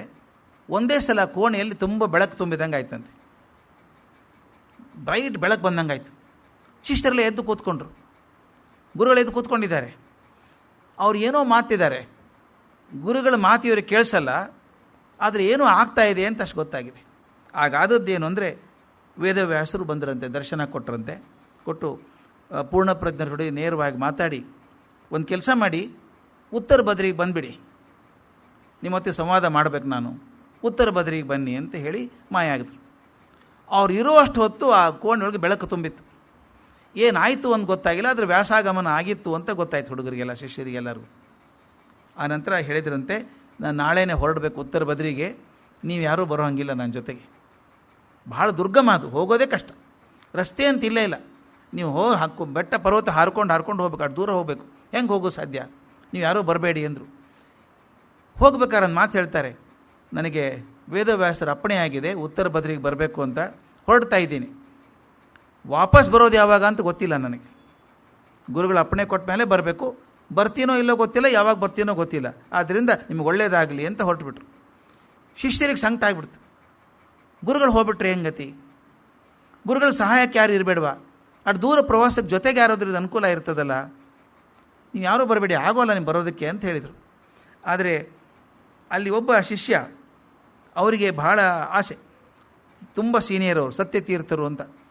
ಅವರು ಅಚ್ಯುತ ಪ್ರಜ್ಞರ ಕಡೆಯಿಂದನೇ ಸನ್ಯಾಸ ತೊಗೊಂಡವರು, ಅಂದರೆ ಇವ್ರಿಗಿಂತ ಮೊದಲು ಸನ್ಯಾಸ ತಗೊಂಡವರು, ಆದರೆ ಕಲ್ತದ್ದು ಪೂರ್ತಿ ಇವ್ರ ಕಡೆಯಿಂದಾನೆ, ಪೂರ್ಣಪ್ರಜ್ಞರ ಕಡೆಯಿಂದ. ಅಂದರೆ senior monk but also A disciple ಥರ. ಅವರೇನಂದರು, ಪೂರ್ಣಪ್ರಜ್ಞನ ಹಾಗೆ ಕಳಿಸೋ ಸಾಧ್ಯ ಇಲ್ಲ, ಸಹಕಾರಿಯಾಗಿ ನಿಂದಿರಬೇಕು. ಇದೊಂದು ಸಲ ಬರುತ್ತೆ ಭ್ರಮೆ ನಮಗೆ, ರಕ್ಷಣೆ ಮಾಡಬೇಕು ಅವ್ರದ್ದು ಅಂತ, ಮಾಡಬೇಕು ಅಂತ. ವಿವೇಕಾನಂದರಿಗೆ ಆದದ್ದದು. ಕಾಶ್ಮೀರಕ್ಕೆ ಹೋಗಿದ್ದರು. ಕಾಶ್ಮೀರಕ್ಕೆ ಹೋದಾಗ ದೇವಸ್ಥಾನಕ್ಕೆ ಹೋದರು. ಆ ದೇವಸ್ಥಾನ ಬಿದ್ದು ಹೋಗಿದೆ. ಭಾಳ ಕೆಟ್ಟ ಅನಿಸ್ಬಿಡ್ತು. ಅಮ್ಮ, ನಿನ್ನ ದೇವಸ್ಥಾನ ಹಾಳಾಗಿ ಹೋಗಿದೆ, ನಾನು ನಿಂತು ಕಟ್ಟಿಬಿಡ್ತೀನಿ ದೇವಸ್ಥಾನ ಇದನ್ನು ಅಂತ.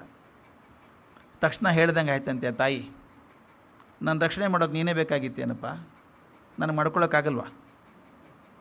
ನಾನು ಹೆಂಗಿರಬೇಕೋ ನಾನು ಇರ್ತೀನಿ, ಕಾಳಜಿ ಮಾಡಬೇಡ, ನಿನ್ನ ಕೆಲಸ ನೀನು ಮಾಡು, ದೇವಸ್ಥಾನ ಕಟ್ಟೋ ಕೆಲಸನ ಮಾಡ್ಕೋತೀನಿ ಅಂತ. ರಕ್ಷಣೆ ಕೊಡೋದು ಯಾರಿಗೆ ಕೊಡ್ತೀವಿ ಅಂತ, ನನಗಿಂತ ಅಶಕ್ತರಾದರೆ ರಕ್ಷಣೆ ಕೊಡಬೇಕು. ಇವರು ಪ್ರೀತಿಯಿಂದ, ಅದು ಕೆಟ್ಟ ಮನಸ್ಸಲ್ಲ, ಪ್ರೀತಿಯಿಂದ ಜೊತೆಗಿರೋಣ ಅಂತ ಸತ್ಯತೀರ್ಥರು ಏನು ಮಾಡಿದರು, ಮಧ್ವಾಚಾರ್ಯ ಮುಂದೆ ಹೋಗ್ತಿರ್ಬೇಕಾದ್ರೆ ಅವ್ರ ಹಿಂದಿಂದ ಇವರು ಹೋದರು, ಅವಶ್ಯಕತೆ ಏನಾದ್ರು ಬಿದ್ದರೆ ಸಹಾಯ ಮಾಡೋಣ ಅಂತ. ಅವ್ರು ಹೋಗೋ ವೇಗ ಅದು ವಾಯುವೇಗ. ಅವ್ರು ಹೇಳ್ತಿದ್ರಂತೆ, ಸತ್ಯತೀರ್ಥರು ಹೇಳ್ತಾರೆ, ಬಂದಮೇಲೆ ಅವ್ರು ನಡೀಲೇ ಇಲ್ಲ. ಈ ಬೆಟ್ಟದಿಂದ ಆ ಬೆಟ್ಟಕ್ಕೆ ಹಾರ್ಕೊಂಡದ್ದು, ಆ ಬೆಟ್ಟದಿಂದ ಆ ಬೆಟ್ಟಕ್ಕೆ ಹಾರ್ಕೊಂಡು ಹೋಗೋದು ಈಗ ನೋಡಿದಾಗ ನನಗೆ ಗಾಬರಿ ಆಗಿಬಿಡ್ತು. ಎಷ್ಟೋ ದೂರ ಹೋದೆ, ನಾನು ಬಿಡಲಿಲ್ಲ. ದೂರ ಹೋದ್ಮೇಲೆ ನೀನು ಮುಂದೆ ಹೋಗೋಕ್ಕಾಗಲ್ಲ, ತಲೆ ತಿರುಗಿದಂಗೆ ಆಯಿತು, ಬೆಟ್ಟ ತುದಿಗೆ ಹೋಗ್ಬಿಟ್ಟಿದ್ದೀನಿ, ವಾಪಸ್ ಹೋಗೋಕ್ಕೂ ಧೈರ್ಯ ಇರಲ್ಲ. ನೀವು ನೋಡಿ, ಬೆಟ್ಟ ಹತ್ತೋದು ಭಾಳ ಸುಲಭ, ಇಳಿಯೋದು ಭಾಳ ಕಷ್ಟ. ಅದೇ ಬೆಟ್ಟ ಬಿಡಿ, ಉದ್ದ ಏಣಿ ಹತ್ತಿ ನೋಡಿ ನೀವು, ಇಳಿಬೇಕಾದ್ರೆ ಹಿಂಗೆ ನೋಡ್ಕೊಂಡು ಎಲ್ಲಿ ಜೋಲಿ ಹೋಗ್ಬಿಡ್ತದೋ, ಬಿದ್ದು ಹೋಗ್ತೀವೋ ಅಂತ ಅನ್ನಿಸ್ತದೆ. ಬೆಟ್ಟ ತುದಿಗೆ ಹೋಗಿ ನಿಂತಿದ್ದ ಸತ್ಯತೀರ್ಥರು, ವಾಪಸ್ ಹೋಗೋದು ಹೇಗೆ ಅಂತ ಗೊತ್ತಿಲ್ಲ, ಬಂದುಬಿಟ್ಟಿದ್ದೀನಿ. ಅವ್ರು ನೋಡ್ಕೊಂಡು ಅವ್ರು ಹಿಂದೆ ಬಂದದ್ದು, ವಾಪಸ್ ಹೋಗುವಾಗವ್ರಿ ಹೇಗೆ ಹೋಗೋದು? ಗಾಬರಿಯಾಗಿ ಮತ್ತೆ ಅವ್ರನ್ನೇ ಪ್ರಾರ್ಥನೆ ಮಾಡಿದೆ, ಗುರುಗಳೇ ನಾನು ಬಂದುಬಿಟ್ಟಿದ್ದೀನಿ ಅರ್ಧ ಹಾದಿಗೆ, ನಾನು ನಿಮ್ಮ ಜೊತೆಗಾದರೂ ಕರ್ಕೊಳ್ರಿದ್ರು, ವಾಪಸ್ ಆದರೂ ಕಳಿಸಿ, ಏನು ಮಾಡ್ತೀರಿ ನೋಡಿ ಅಂತ. ಗುರುಗಳಲ್ಲಿ ನಿಂತಿದ್ರು. ಶಿಷ್ಯನ ಕಷ್ಟ ಗೊತ್ತಾಯಿತು. ತಿರುಗಿ ನೋಡಿದ್ರಂತೆ, ತಿರುಗಿ ನೋಡಿ ವಾಪಸ್ ಹೋಗು ಅಂತ ಹಿಂಗೆ ಕೈ ಮಾಡಿದರು, ಹೋಗು ಅಂತ ಕೈ ಮಾಡಿದರು. ಸತ್ಯತೀರ್ಥರು ಹೇಳ್ತಾರೆ, ವಾಪಸ್ ಹೋಗು ಅಂತ ಕೈ ಮಾಡಿದ ಮೇಲೆ 3 ಕ್ಷಣದಲ್ಲಿ ನಾನು ವಾಪಸ್ ಅಲ್ಲೇ ಇದ್ದೆ. ಬಾಕಿ ಶಿಷ್ಯರಿದ್ರಲ್ಲ, ಅಲ್ಲೇ ಬಂದಿದ್ದೆ. ಹೋಗ್ಬೇಕಾದ್ರೆ ಇಷ್ಟು ಒದ್ದಾಡ್ಕೊಂಡು ಹೋಗಿದ್ದೀನಿ ಮೇಲೆ, ಎಷ್ಟು ಟೈಮ್ ತೊಗೊಳ್ತೋ ಗೊತ್ತಿಲ್ಲ, ಅಷ್ಟು ಟೈಮ್ ಹೋಗಿದ್ದೀನಿ. ಆದರೆ ಗುರುಗಳು ಹೋಗು ಅಂದಮೇಲೆ ನನಗೇನೂ ನೋವೇ ಗೊತ್ತಾಗಲಿಲ್ಲ, ಒಂದು ಕ್ಷಣದಲ್ಲಿ ಬಂದು ಎಲ್ಲ ಸನ್ಯಾಸಿ ಮಿತ್ರರ ಜೊತೆಗಿದ್ದೆ ನಾನು ಅಂತ ಕೇಳ್ತಾರೆ. ಭಗವಂತನ ಕೃಪೆ ಹೇಗಿರುತ್ತೋ ಹಾಗೆ ಗುರುವಿನ ಕೃಪೆಗಳು ಹಾಗೇ ಇರ್ತವೆ. ಗುರು ಕೂಡ ಭಗವಂತ ನಮ್ಮನ್ನು ಹೇಗೆ ಕಾಯ್ತಾನೋ ಆ ಗುರು ಕೂಡ ಕಾಯ್ತಾನೆ ಅಂತ ಹೇಳಿ ಬಂದ್ರಂತ. ಮುಂದೆ ಬದ್ರಿಗೆ ಹೋದರು. ಬದ್ರಿಯನ್ನು ಭೇಟಿಯಾಗಿ ವೇದವ್ಯಾಸರ ಮುಂದೆ ಕೂತ್ಕೊಂಡ್ರು. ಅವರು ಬದ್ರಿಯಲ್ಲಿ ಇರೋದ್ರಿಂದ ಬಾದರಾಯಣ ಅಂತ ಹೆಸರು. ಪೂರ್ಣಪ್ರಜ್ಞರಿಗೆ ಹೇಳಿದ್ರಂತೆ ಬಾದರಾಯಣರು, ನೀವು ಬ್ರಹ್ಮಸೂತ್ರದ ಬಗ್ಗೆ ವ್ಯಾಖ್ಯೆ ಬರೀಬೇಕು. ಇವ್ರಿಗೆ ನಾನು ಬರೀಬೇಕು ಅಂತ ಆಸೆ ಇದೆ, ಈಗಾಗಲೇ ಬರೆದಿದ್ದಾರಲ್ಲ ಅಂತ. ಹೌದು, ಈಗಾಗಲೇ 21 ಬ್ರಹ್ಮಸೂತ್ರ ವ್ಯಾಖ್ಯೆಗಳಿದ್ದಾವೆ, ಭಾಷ್ಯಗಳಿದ್ದಾವೆ. 21 ಆಗಲೇ ಆಗಿತ್ತು, ನಿಮ್ದು 22ನೇದು ಆಗಬೇಕು, ಬರೀರಿ. ಯಾಕಂದರೆ ಕೆಲವು ಚೆನ್ನಾಗಿದ್ದಾವೆ, ಕೆಲವು ಏನೇನೋ ತಮ್ಮ ಧೋರಣೆಗಳ ಮೂಲಕ ಬರ್ಕೊಂಡು ಹೋಗಿದ್ದಾರೆ, ತಮಗೆ ಸರಿ ಅನಿಸಿದ್ದು ಬರ್ಕೊಂಡು ಹೋಗಿದ್ದಾರೆ. ಅದರೊಳಗೆ ಯಾವುದು ಗಟ್ಟಿ ಅಂತ ಗೊತ್ತಾಗದಂಗೆ ಆಗಿದೆ ಜನಕ್ಕೆ, ಅದಕ್ಕೆ ನೀವು ಸರಿಯಾಗಿ ಬರೀರಿ 22ನೇದ್ದು ಅಂತ ಹೇಳಿದ್ರಂತೆ. ಇಲ್ಲೇ ಬರೀತೀನಿ ಕೂತ್ಕೊಂಡು ಅಂದ್ರಂತೆ, ನಿಮ್ಮ ಮುಂದೆನೇ, ಇಲ್ಲಿ ಕೂಡೋದಲ್ಲ ನೀವು, ವಿಶಾಲ ಬದ್ರಿಗೆ ಹೋಗಿ ಮತ್ತೆ ಆ ಬದ್ರಿಯಲ್ಲಿ ಶಿಷ್ಯರ ಜೊತೆ ಕೂತ್ಕೊಂಡು ಬರೀರಿ. ಯಾಕಂದರೆ ಬ್ರಹ್ಮಸೂತ್ರ ವ್ಯಾಖ್ಯೆ ಬರೆಯೋದು ಅವಸರದಲ್ಲಿ ಆಗಲ್ಲ, ಅದು ಅಲ್ಲಿ ಹೋಗಿ ಅಂತ. ಮತ್ತೆ ವಾಪಸ್ ಬದ್ರಿಗೆ ಬಂದರು. ಬಂದಾಗ ಶಿಷ್ಯರಿಗೆಲ್ಲ ಸಂತೋಷ ಆಯಿತು, ಗುರುಗಳು ಬಂದ್ರಲ್ಲ ವಾಪಸ್ಸು ಅಂತ. ಅವ್ರು ಹೇಳಿದ್ರಂತೆ, ಈಗ ನೋಡಪ್ಪ ಭಾಳ ಕೆಲಸ ಇದೆ, ನಮ್ಗೆ ಜಾಸ್ತಿ ಇದೆ ಕೆಲಸ, ಬರೆಯೋಕ್ಕೆ ಶುರು ಮಾಡಬೇಕು. ಏನು ಮಾಡಿದರು ಅಂದರೆ, ಬದ್ರಿಗೆ ಬಂದಾಗ ಸಾಕಷ್ಟು ದಿವಸ ಇದ್ರಲ್ಲ, ತಮ್ಮ ಶಿಷ್ಯ ಸತ್ಯತೀರ್ಥರು ಅಂತಿದ್ರ, ಅವ್ರಿಗೆ ಬರ್ಕೊಳ್ರಿ ಅಂತ ಹೇಳಿದರು. ಈಗ ಕಾಷ್ಟ ಮೌನ ಇಲ್ಲ, ಸ್ನಾನ ಅನ್ಯಕ ಎಲ್ಲ ಇದೆ, ಊಟ ಮಾಡ್ತಾರೆ. ಅಲ್ಲಿ ಬದರಿಯಲ್ಲಿದ್ದಂಥ ಬ್ರಾಹ್ಮಣರಿಗೆ ಭಾಳ ಖುಷಿ ಆಗಿಬಿಡುತ್ತೆ ಕೆಲವರಿಗೆ. ಗುರುಗಳು ಹೇಗಿದ್ರು ನಮ್ಮ ಭಿಕ್ಷೆ ತೊಗೋತಾರೆ. ಈಗ ಹೋದ ಸಲ ಬಂದಾಗ ಭಿಕ್ಷೆ ತೊಗೊಳ್ಳಿ, 48 ದಿವಸ ಇದ್ದಾಗ ನಿರಾಹಾರ ಅಲ್ಲ, ಏನು ಮಾಡಲಿಲ್ಲ, ಅದಕ್ಕೆ ಈ ಸಲ ಭಿಕ್ಷೆ ಹಾಕಬೇಕು. ಎಲ್ಲರೂ ಬಂದು ಕಾಡೋಕ್ಕೆ ಶುರು ಮಾಡಿದ್ರಂತೆ, ನಮ್ಮ ಮನೆಗೆ ಭಿಕ್ಷೆಗೆ ಬನ್ನಿ, ನಮ್ಮ ಮನೆಗೆ ಬನ್ನಿ ಅಂತ. ಇವ್ರು ಎಂತ ಹಂಗೆ ಮಾಡಬೇಡಿ, ಒಂದೇ ದಿವಸ ಫಿಕ್ಸ್ ಮಾಡಿಬಿಡಿ ಎಲ್ಲರದು. ನೀವೆಲ್ಲರೂ ನನಗೆ ಮತ್ತು ನನ್ನ ಶಿಷ್ಯವರ್ಗಕ್ಕೆ ಎಷ್ಟು ಬೇಕೋ ಅಷ್ಟು ಅಡುಗೆ ಮಾಡ್ಕೊಂಡು ತಂದುಬಿಡಿ ಅಂತ ಹೇಳಿದ್ರಂತೆ. ನೋಡಿ ಹೆಂಗಿದೆ ಮಜಾ ಇದು. ಎಲ್ರಿಗೂ ಮಾಡ್ಕೊಂಬನ್ನಿ ಅಂದರು, ನನಗೆ ನನ್ನ ಶಿಷ್ಯರಿಗೆ ಆಗುವಷ್ಟು ಅಂತ. ಅವ್ರು ಅತ್ಯಂತ ಪ್ರೀತಿಯಿಂದ, ಈ ಮನೆಗೆ 4 ಜನ ಬರ್ತಾರೆ ಅಂದರೆ ನಾವು ಹೋಟೆಲ್ನಾಗ ಮಾಡ್ದಂಗೆ ಮಲ್ಟಿಪ್ಲೈ ಬೈ 4 ಚಪಾತೀಸು ಪುರೀಸು ಮಾಡ್ಲಿಕ್ಕೆ ಆಗೋದಿಲ್ಲ, ಜಾಸ್ತಿ ಮಾಡಿರ್ತೀವಿ ಬರ್ತಾರೆ ಅಂತ. ಅವ್ರೇನು ಮಾಡಿದ್ರು, ಗುರುಗಳಿದ್ದಾರಲ್ಲ ಅಂಥೇಳಿ ಎಲ್ಲರೂ ಜಾಸ್ತಿ ಮಾಡ್ಕೊಂಬಂದರು. ಪ್ರತಿಯೊಬ್ಬರಿಗೂ ಕಲ್ಪನೆ ಮಾಡ್ಕೊಳ್ಳಿ, 10 ಜನ ಶಿಷ್ಯರು ಗುರುಗಳಂತ ತಿಳ್ಕೊಳ್ಳಿ, 11 ಜನಕ್ಕೆ ಆಗುವಷ್ಟು ಪ್ರತಿಯೊಬ್ಬರು ಮಾಡ್ಕೊಂಬಂದಿದ್ದಾರೆ. ಪ್ರತಿಯೊಬ್ಬರು ಎಲ್ರಿಗೂ ಮಾಡ್ಕೊಂಬಂದಿರುವಾಗ ಆಹಾರ ಪದಾರ್ಥ ಎಷ್ಟು ರಾಶಿ ಆಗಿಬಿಡ್ತು. ಜನ ಅಂದ್ರಂತೆ ಎಷ್ಟು ವೇಸ್ಟಾಗಿ ಹೋಗ್ತದೆ, ಹಾಳಾಗಿ ಹೋಗ್ತದೆ ಆಹಾರ ಪದಾರ್ಥ ಅಂತ. ಮಧ್ವಾಚಾರ್ಯ ಹೇಳಿದ್ರು, ಚಿಂತೆ ಮಾಡಬೇಡಿ, ನಿಮ್ಗೆ ಎಷ್ಟು ಬೇಕೋ ಅಷ್ಟು ಮಾಡೋಣ. ಆ ಇಡೀ ಬಂದ ಪದಾರ್ಥವನ್ನೆಲ್ಲ ಶ್ರೀಹರಿಗೆ ಅರ್ಪಿಸ್ಬಿಟ್ಟು ನಾರಾಯಣನಿಗೆ ಅರ್ಪಿಸಿ ನೈವೇದ್ಯ ಮಾಡಿದರು. ಮಾಡಿ ನಿಮ್ಗೆ ಎಷ್ಟು ಬೇಕಷ್ಟು ತೊಗೊಳ್ರಿ ಅಂದರು ಎಲ್ಲರಿಗೂ ಊಟಕ್ಕೆ. ಅಷ್ಟು ತೆಗೆದುಬಿಟ್ಟು ಉಳಿದದ್ದನ್ನು ಅವರೊಬ್ಬರೇ ಊಟ ಮಾಡಿದ್ರಂತೆ. ಅದು ನಮ್ಗೆ ಹೇಳಿದರೆ ನಂಬಬೇಕು ನಂಬಾರ್ದು ಅಂತ ಅನಿಸ್ತತೆ ಕೆಲವೊಂದು ಸಲ. ಆದರೆ ನಂಬಬೇಕು ಅದನ್ನು. ಯಾಕೆ ನಂಬಬೇಕು ಅಂತಂದರೆ ಅಂಥವ್ರು ಇದ್ದರು ಅವಾಗ, ಆ ಶಕ್ತಿ ಇತ್ತು. ನಮ್ಮ ಜೊತೆಗೆ ಇದ್ದವ್ರು ಬೇಕಾದಷ್ಟು ಜನ ಶಕ್ತಿ ಇದ್ದವ್ರು ಇದ್ದರು. ನಾನು ಇದ್ದದ್ದು ಜಮಖಂಡಿ ಅಂತ ಒಂದು ಊರು. ಈಗ ಅದು ಬಾಗಲಕೋಟೆ ಜಿಲ್ಲೆನೂ ಬಿಜಾಪುರ ಜಿಲ್ಲೆ ಇರಬೇಕದು, ಬಿಜಾಪುರ ಜಿಲ್ಲೆ. ಅಲ್ಲಿ ಸ್ವಾಮಿಗಳು ಬರೋರು, ಪ್ರಸ್ತ ಅಂತಾರೆ, ಊಟಕ್ಕೆ ಹಾಕಬೇಕು. ಊಟ ಮಧ್ಯ ಪೂಜೆ ಆದಮೇಲೆ ಕರಿಬೇಕು, ಎಲ್ಲರೂ ಊಟಕ್ಕೆ ಹಾಕಬೇಕು. ಅಲ್ಲೊಂದು ಪದ್ಧತಿ ಮಾಡೋದು, ಊಟ ಮುಗಿಯೋ ಹೊತ್ತಿಗೆ ಗುರುಗಳು ಬರಬೇಕು, ಶ್ರೀಗಳು ಬರಬೇಕು. ಊಟ ಆಯ್ತಲ್ಲ, ಇನ್ನೇನು ತೀರ್ಥ ತಗೊಳ್ಳೋ ಹೊತ್ತು ಬಂತು.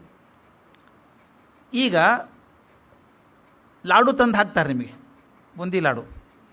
ಒಂದು laddu ₹1. I am talking of ರೂಪಾಯಿ ಆಗಿನ ಕಾಲದ್ದು. ಈಗಿನ ರೂಪಾಯಿ ದೊಡ್ಡ ಅಮೌಂಟ್ ಅವಾಗ.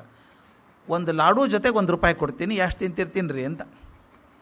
ನಾನು ನೋಡಿದ್ದು ಸ್ವಾಮಿ, ಇದು ನಾನು ಈ ಕಲ್ಪನೆ ಮಾಡಿ ಹೇಳೋದಲ್ಲ.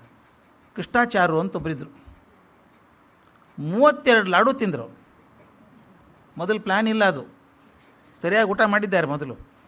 ಊಟ ಆದಮೇಲೆ ತೀರ್ಥ ತಗೊಳ್ಳೋ ಹೊತ್ತಿಗೆ ಗುರುಗಳು ಹೇಳಿದಾಗ ₹1 ಒಂದು ಲಾಡು ಅಂದರೆ 32 ಲಾಡು ತಿಂದಿದ್ರು. ನನ್ನ ಕಸಿನ್ ಇದ್ದಾನೇನ, ಗುಲಾಬ್ ಜಾಮೂನ್ ಮಾಡಿ ತಿನ್ನು ಅಂತ ಹೇಳಿದರು. ಅಲ್ಲಿ ಹಾಸ್ಟೆಲ್ನಲ್ಲಿ ಮೆಸ್ ಕ್ಯಾಪ್ಟನ್ ಅಂತ ಮಾಡ್ತಿದ್ರು. ಮೆಸ್ ಕ್ಯಾಪ್ಟನ್ ಅಂದರೆ ಏನು? ಮೊದಲನೇ ಸಂಡೇ ಊಟಕ್ಕೆ ಹಾಕ್ತಾರೆ, ಸ್ವೀಟ್ ಮಾಡ್ತಾರೆ. ಯಾರು ಜಾಸ್ತಿ ತಿಂತಾರೋ ಅವನು ಕ್ಯಾಪ್ಟನ್. ಆ ಮೊದಲನೇ ಜಾಗ ಅವನಿಗೆ. ಅವ್ನು ಯಾವ ಬರೆದಿದ್ರು ಜಾಗ ಯಾರೂ ಕೂತ್ಕೊಳ್ಳಲ್ಲ, ಅಧಿಕಾರ ಅವನು. ಇವನು ಕೂತ್ಕೊಂಡ ಗುಲಾಬ್ ಜಾಮೂನ್ ಮಾಡಿದರು. ದುರ್ದೈವಕ್ಕೆ ಹೆವಿ ಏನಾರು ಮಾಡಿದ್ರೆ ಆಗ್ತಿತ್ತೇನೋ. ಇವನು ಗುಲಾಬ್ ಜಾಮೂನ್ ಮಾಡಿದ್ದಾರೆ, ಪಟ್ಟಾಗಿ ತಿಂದ. ಎಷ್ಟು ತಿನ್ಬೋದು? 10, 15, 20, 108 ಗುಲಾಬ್ ಜಾಮೂನ್ ತಿಂದ. ಈಗ ಅವ್ನು ಮೆಸ್ ಕ್ಯಾಪ್ಟನ್ ಕಾಯಂ ಆಗಿದ್ದ. ಅದು ಆದದ್ದು ಅಂದರೆ ತಿನ್ನೋದು ದೊಡ್ಡದಂತಲ್ಲ, ಕರಗಿಸ್ಕೊಳ್ಳೋದಿದೆಯಲ್ರಿ, ಅದು ಮುಖ್ಯ. ಇಲ್ಲಿ ಅವ್ರು ಹೇಳ್ತಾರೆ ಯಾಕೆ ಮಾಡಿದೆ ಅಂತ ಹೇಳ್ತಾರೆ. ಮಹಾಭಾರತದಲ್ಲಿ ಭೀಮಸೇನ ಮಾಡಿದ್ನಲ್ಲ, ಹಾಗೆ ಇಲ್ಲಿ ಮತ್ತೊಬ್ಬರು ಹೀಗೆ ತಿಂದರೆ ಅದು ರೋಗ, ಆದರೆ ಒಬ್ಬ ಯೋಗಿ ತಿಂದರೆ ಅದು ಯೋಗ. ಅದು ತಿಂದದ್ದು ಪ್ರದರ್ಶನಕ್ಕೋಸ್ಕರ ಅಲ್ಲ, ಅನುಗ್ರಹಕ್ಕೋಸ್ಕರ. ಈ ಜನ ಮಾಡಿ ಪ್ರೀತಿಯನ್ನು ತಂದಿದ್ದಾರೆ, ಅದು ನಿರಾಕರಣೆ ಮಾಡಿ ವ್ಯರ್ಥ ಮಾಡಬಾರದು ಅಂತ ಹೇಳಿ ಮಾಡಿದ್ದು.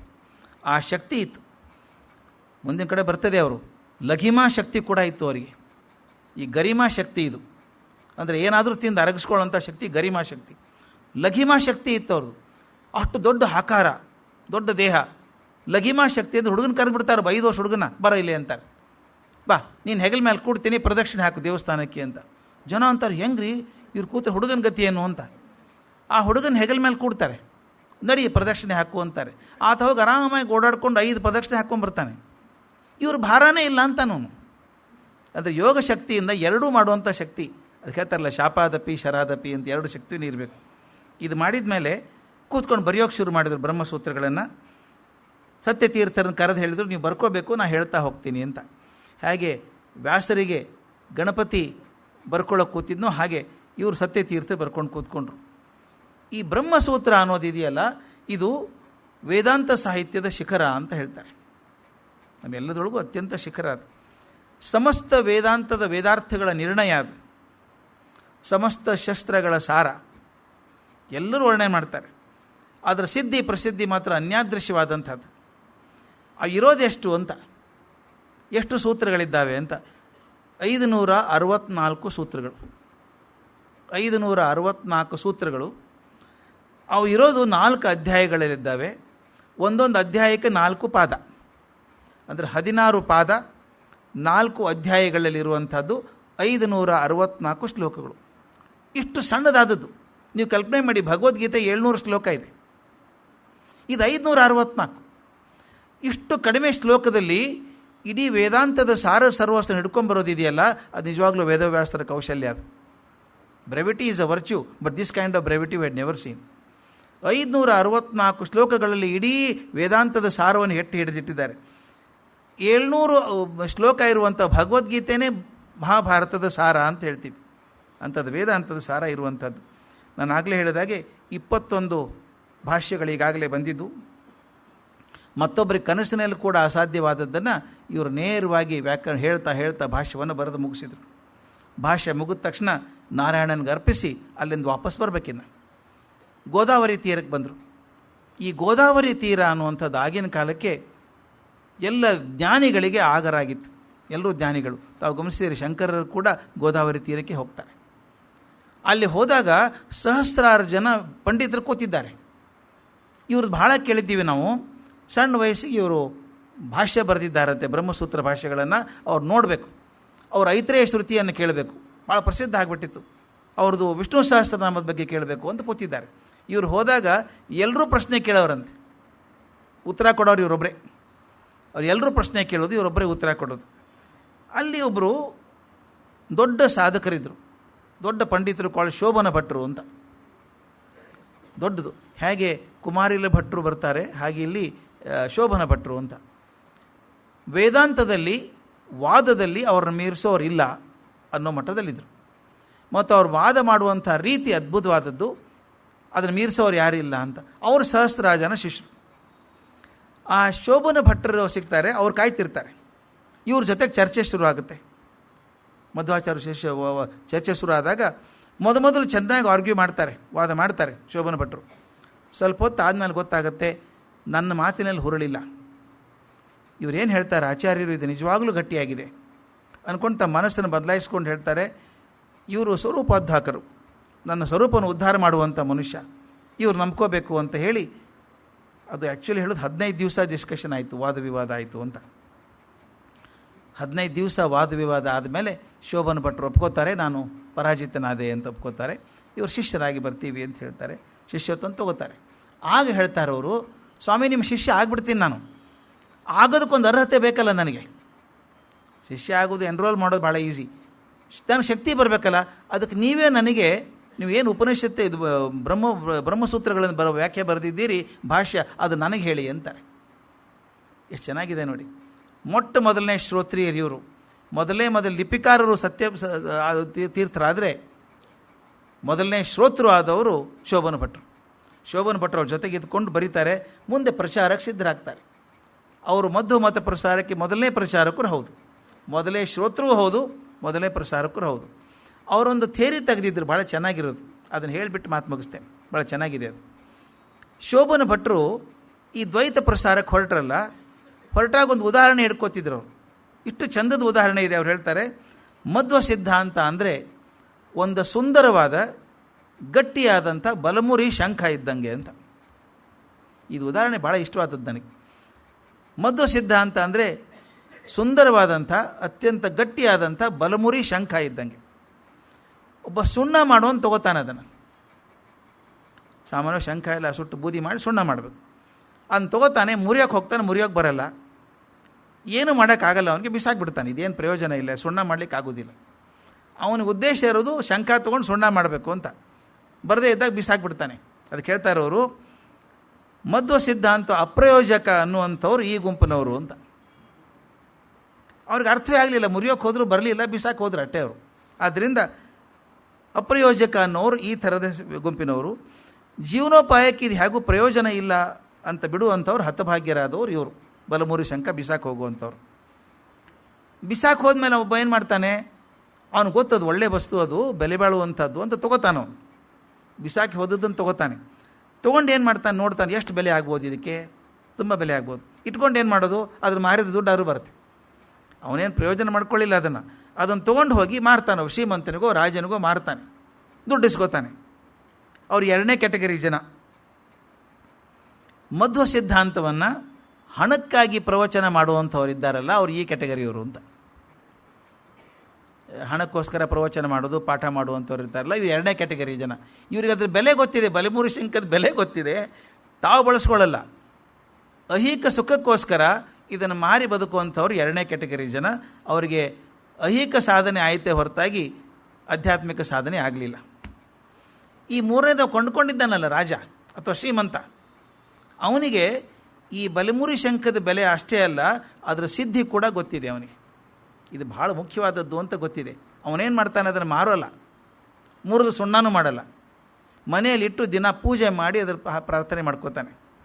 ಸಕಲ ಐಹಿಕವಾದಂಥ ಪಾರಮಾರ್ಥಿಕವಾದಂಥ ಸಿದ್ಧಿಗಳನ್ನು ಪಡ್ಕೊಳ್ತಾನೆ. ಅದಕ್ಕೆ ಹೇಳ್ತಾರೆ, ಇದು ಮೂರನೇದು ಮಧ್ವಮತ ಸಿದ್ಧಾಂತದ ಬೆಲೆ. ಇದು ಏನೂ ಪ್ರಯೋಜನ ಇಲ್ಲ ಅಂತ ಬಿಸಾಕಿದವ್ರು ಮೊದಲನೇ ಕ್ಯಾಟಗರಿ. ಇದನ್ನು ಮಾರಿದರೆ ದುಡ್ಡು ಬರ್ತದೆ ಅಂತ ಪಡ್ಕೊಳ್ಳೋರು ಎರಡನೇ ಕ್ಯಾಟಗರಿ. ಅದನ್ನು ಬಳಸ್ಕೊಂಡು ಜೀವನಕ್ಕೆ ಮಾಡಿಕೊಂಡು ಐಹಿಕ ಪಾರಮಾರ್ಥಿಕ ಸತ್ಯವನ್ನು ಪಡ್ಕೊಂಡವ್ರು ಮೂರನೇ ಕ್ಯಾಟಗರಿಯವರು. ಅವರು ಕೃತಾರ್ಥರಾಗ್ತಾರೆ, ಅವರು ವಿವೇಕಿಗಳು ಅಂತ ಹೇಳ್ತಾರೆ. ಈ ಶೋಭನ ಭಟ್ರು ಮೊದಲನೇ ಶ್ರೋತೃ ಆಗೋ ಜೊತೆಗೆ ಮೊದಲನೇ ಪ್ರಸಾರಕರು ಆದರು ಅಂತ ಹೇಳಿದೆ. ಆ ನಂತರ ಒಂದು ಸಲ ಮಧ್ವಾಚಾರ್ಯರು ಅವ್ರನ್ನ ಕೂಡಿಸಿ, ನೀವು ಪ್ರಸಾರ ಮಾಡೋದಕ್ಕಿಂತ ಮೊದಲು ನಿಮಗೆ ಸನ್ಯಾಸ ಕೊಡ್ತೀನಿ ಅಂತ ಹೇಳಿ ಅವ್ರನ್ನ ಕೂಡಿಸಿ ಶ್ರೀ ಪದ್ಮನಾಭ ತೀರ್ಥರು ಅನ್ನೋಂಥ ಅಭಿಧಾನ ಕೊಟ್ಟು ಅವರಿಗೆ ಸನ್ಯಾಸ ಕೊಡ್ತಾರೆ. ಆಮೇಲೆ ಅವ್ರು ಹೇಳ್ತಾರೆ, ನನ್ನ ಬ್ರಹ್ಮಸೂತ್ರಕ್ಕೆ ಭಾಷ್ಯ ಏನಿದೆಯೋ ಅದಕ್ಕೆ ಟೀಕೆಯನ್ನು ಬರೀರಿ ಅಂತ. ಟೀಕೆ ಅಂದರೆ ಕ್ರಿಟಿಸಿಸಮ್ ಅಲ್ಲ, ಟೀಕಾ ಮಾಡೋದು ಅಂತಲ್ಲ, ಅದಕ್ಕೆ ಅರ್ಥವನ್ನು ಬರಿತಾ ಹೋಗಬೇಕು. ಮತ್ತೊಂದು ಗೈಡ್ ಕ್ರಿಯೇಟ್ ಮಾಡಿದ ಹಾಗೆ ಅದನ್ನು ಬರೀಬೇಕು ಅಂತ. ಅದಕ್ಕೆ ಅವರು ಬರೀತಾರೆ, ಬರೆದು ಸತ್ತರ್ಕ ದೀಪಾವಳಿ ಅಂತ ಒಂದು ಪುಸ್ತಕ ಬರೀತಾರೆ. ಆ ಗ್ರಂಥ ಮೊಟ್ಟ ಮೊದಲನೇ ಟೀಕೆ ಮಧ್ವಾಚಾರ್ಯರ ಕೃತಿಗಳಿಗೆ. ಅಂದರೆ ಇವರು ಮೊದಲನೇ ಶ್ರೋತೃ ಅಲ್ಲ, ಮೊದಲನೇ ಪ್ರಸಾರಕರೂ ಅಲ್ಲ, ಅದರ ಜೊತೆಗೆ ಮೊಟ್ಟ ಮೊದಲನೇ ಪ್ರಥಮ ಮಧ್ವ ಟೀಕಾಚಾರ್ಯರು ಅಂತ ಆಗ್ತಾರೆ. ಪ್ರಶಸ್ತಿಗೆ ಪಾತ್ರರಾಗ್ತಾರೆ. ಮುಂದೆ ಅವರು ಒಂದು ದೊಡ್ಡ ಮಠಕ್ಕೆ ಅಧಿಪತಿಗಳಾಗ್ತಾರೆ ಅನ್ನೋ ಮಾತು ಬರ್ತದೆ. ಇಲ್ಲಿಗೆ ಅದನ್ನು ನಿಲ್ಲಿಸೋಣ. ಮುಂದೆ ಅಣುಭಾಷ್ಯ ರಚನೆ ಬಗ್ಗೆ ಬಹಳ ಮುಖ್ಯವಾದಂಥ ವಿಷಯ, ಅದನ್ನು ನಾಳೆ ತಗೊಳ್ಳೋಣ. ನಾನು ಅಂದ್ಕೊಂಡದ್ದು ಹೀಗೆ, ರಾಮೋಹರ ಹತ್ರ ಹಂಚಿಕೊಂಡೆ. ಯಾತ್ರೆ ದೂರ ಇದೆ. ನಾನು ಮೊದಲು ರಾಮಂದು ಹೇಳಬೇಕಾದ್ರೂ ಹಾಗೆ ಆಯಿತು ನನಗೆ. ಕೃಷ್ಣ 5 ದಿವಸದಲ್ಲಿ ಮಾಡೋಕ್ಕಾಯ್ತು. ಮತ್ತು ರಾಮನೂ ಆಗಬಹುದು ಅಂದ್ಕೊಂಡಿದ್ದೆ. ರಾಮ ಸುಲಭ ಅಲ್ಲ, 10 ದಿವಸ ಆಯಿತು ರಾಮ ಮಾಡಬೇಕಾದ್ರೆ ನನಗೆ. ಈಗ ಮಧ್ವಾಚಾರ್ಯರು ಮುಂದಿನ ತಿಂಗಳು ನನಗೆ 8, 9, 10 3 ದಿವಸ ಕೊಟ್ಟಿದ್ದಾರೆ. ನನಗೆ ಕಷ್ಟ ಏನಾಯಿತು ಅಂದರೆ 3 ದಿವಸದಲ್ಲಿ ಮುಗಿಸುವಂಥ ಸಣ್ಣವ್ರು ಯಾರೂ ಇಲ್ಲ. ಈಗ ನಾನು ಬೇರೆಯೊಬ್ಬರನ್ನ ಯಾರ ದೊಡ್ಡವರನ್ನು ತೊಗೊಂಡಾಗ ನಾನು ರಾಮಾನುಜಾಚಾರ್ಯರು ಅಂತ ಅಂದ್ಕೊಂಡಾಗ 3 ದಿವಸದಲ್ಲಿ ಮುಗಿಸೋಕ್ಕಾಗಲ್ಲ, ಇರೋದೇ 3 ದಿವಸ. ಇನ್ನು ಯಾರನ್ನೋ ತಂದು ಅದು ಸೀನಿಯಾರಿಟಿ ತಪ್ಪಿಸೋದಕ್ಕಿಂತ ಅದು ನಾನು ಅಂದ್ಕೊಂಡದ್ದು ಮಧ್ವಾಚಾರ್ಯ ದಿನ 3 ದಿವಸ ನಾನು 8, 9, 10 ಡಿಸೆಂಬರ್ ಏನಿದೆಯೋ ಅದನ್ನೇ ಮುಂದುವರಿಸಿ ಅದನ್ನು ಪೂರ್ತಿ ಮಾಡೋಣ ಅಂತ. ಅವಸರದಲ್ಲಿ ಮುಗಿಸಿ ಸುಮ್ಮನೆ ಶಾಸ್ತ್ರ ಮಾಡೋದಕ್ಕಿಂತ ಇನ್ನು ಮುಖ್ಯವಾಗಿರುವಂಥದ್ದು ನನಗೆ ಬರೋದು ಮುಂದೆ ಅವರ 12 ಸ್ತೋತ್ರ ವರ್ಣನೆ, ಮುಖ್ಯವಾಗಿ ವಾಯುಸ್ತುತಿ ಬರಬೇಕು. ಇದಕ್ಕಿಂತ ಹೆಚ್ಚು ಬಹುದೊಡ್ಡ ಘಟನೆ ಮಧ್ವರ ಜೀವನದಲ್ಲಿ ಅಂದರೆ ಕೃಷ್ಣ ಪ್ರತಿಷ್ಠಾಪನೆ ಆಗಬೇಕು. ಉಡುಪಿಯಲ್ಲಿ ಕೃಷ್ಣ ಪ್ರತಿಷ್ಠಾಪನೆ, ಅದ್ರ ಬಗ್ಗೆ ಯಾವ್ಯಾವ ಆಯಾಮಗಳಿದ್ದಾವೆ ಅನ್ನೋದನ್ನು ಸ್ವಲ್ಪ ವಿಸ್ತಾರವಾಗಿ ತಗೊಳ್ಳೋಣ ಅಂದ್ಕೊಂಡಿದ್ದೀನಿ. ನಾಳೆ ಮತ್ತೆ ನೋಡೋಣ. ನಮಸ್ಕಾರ.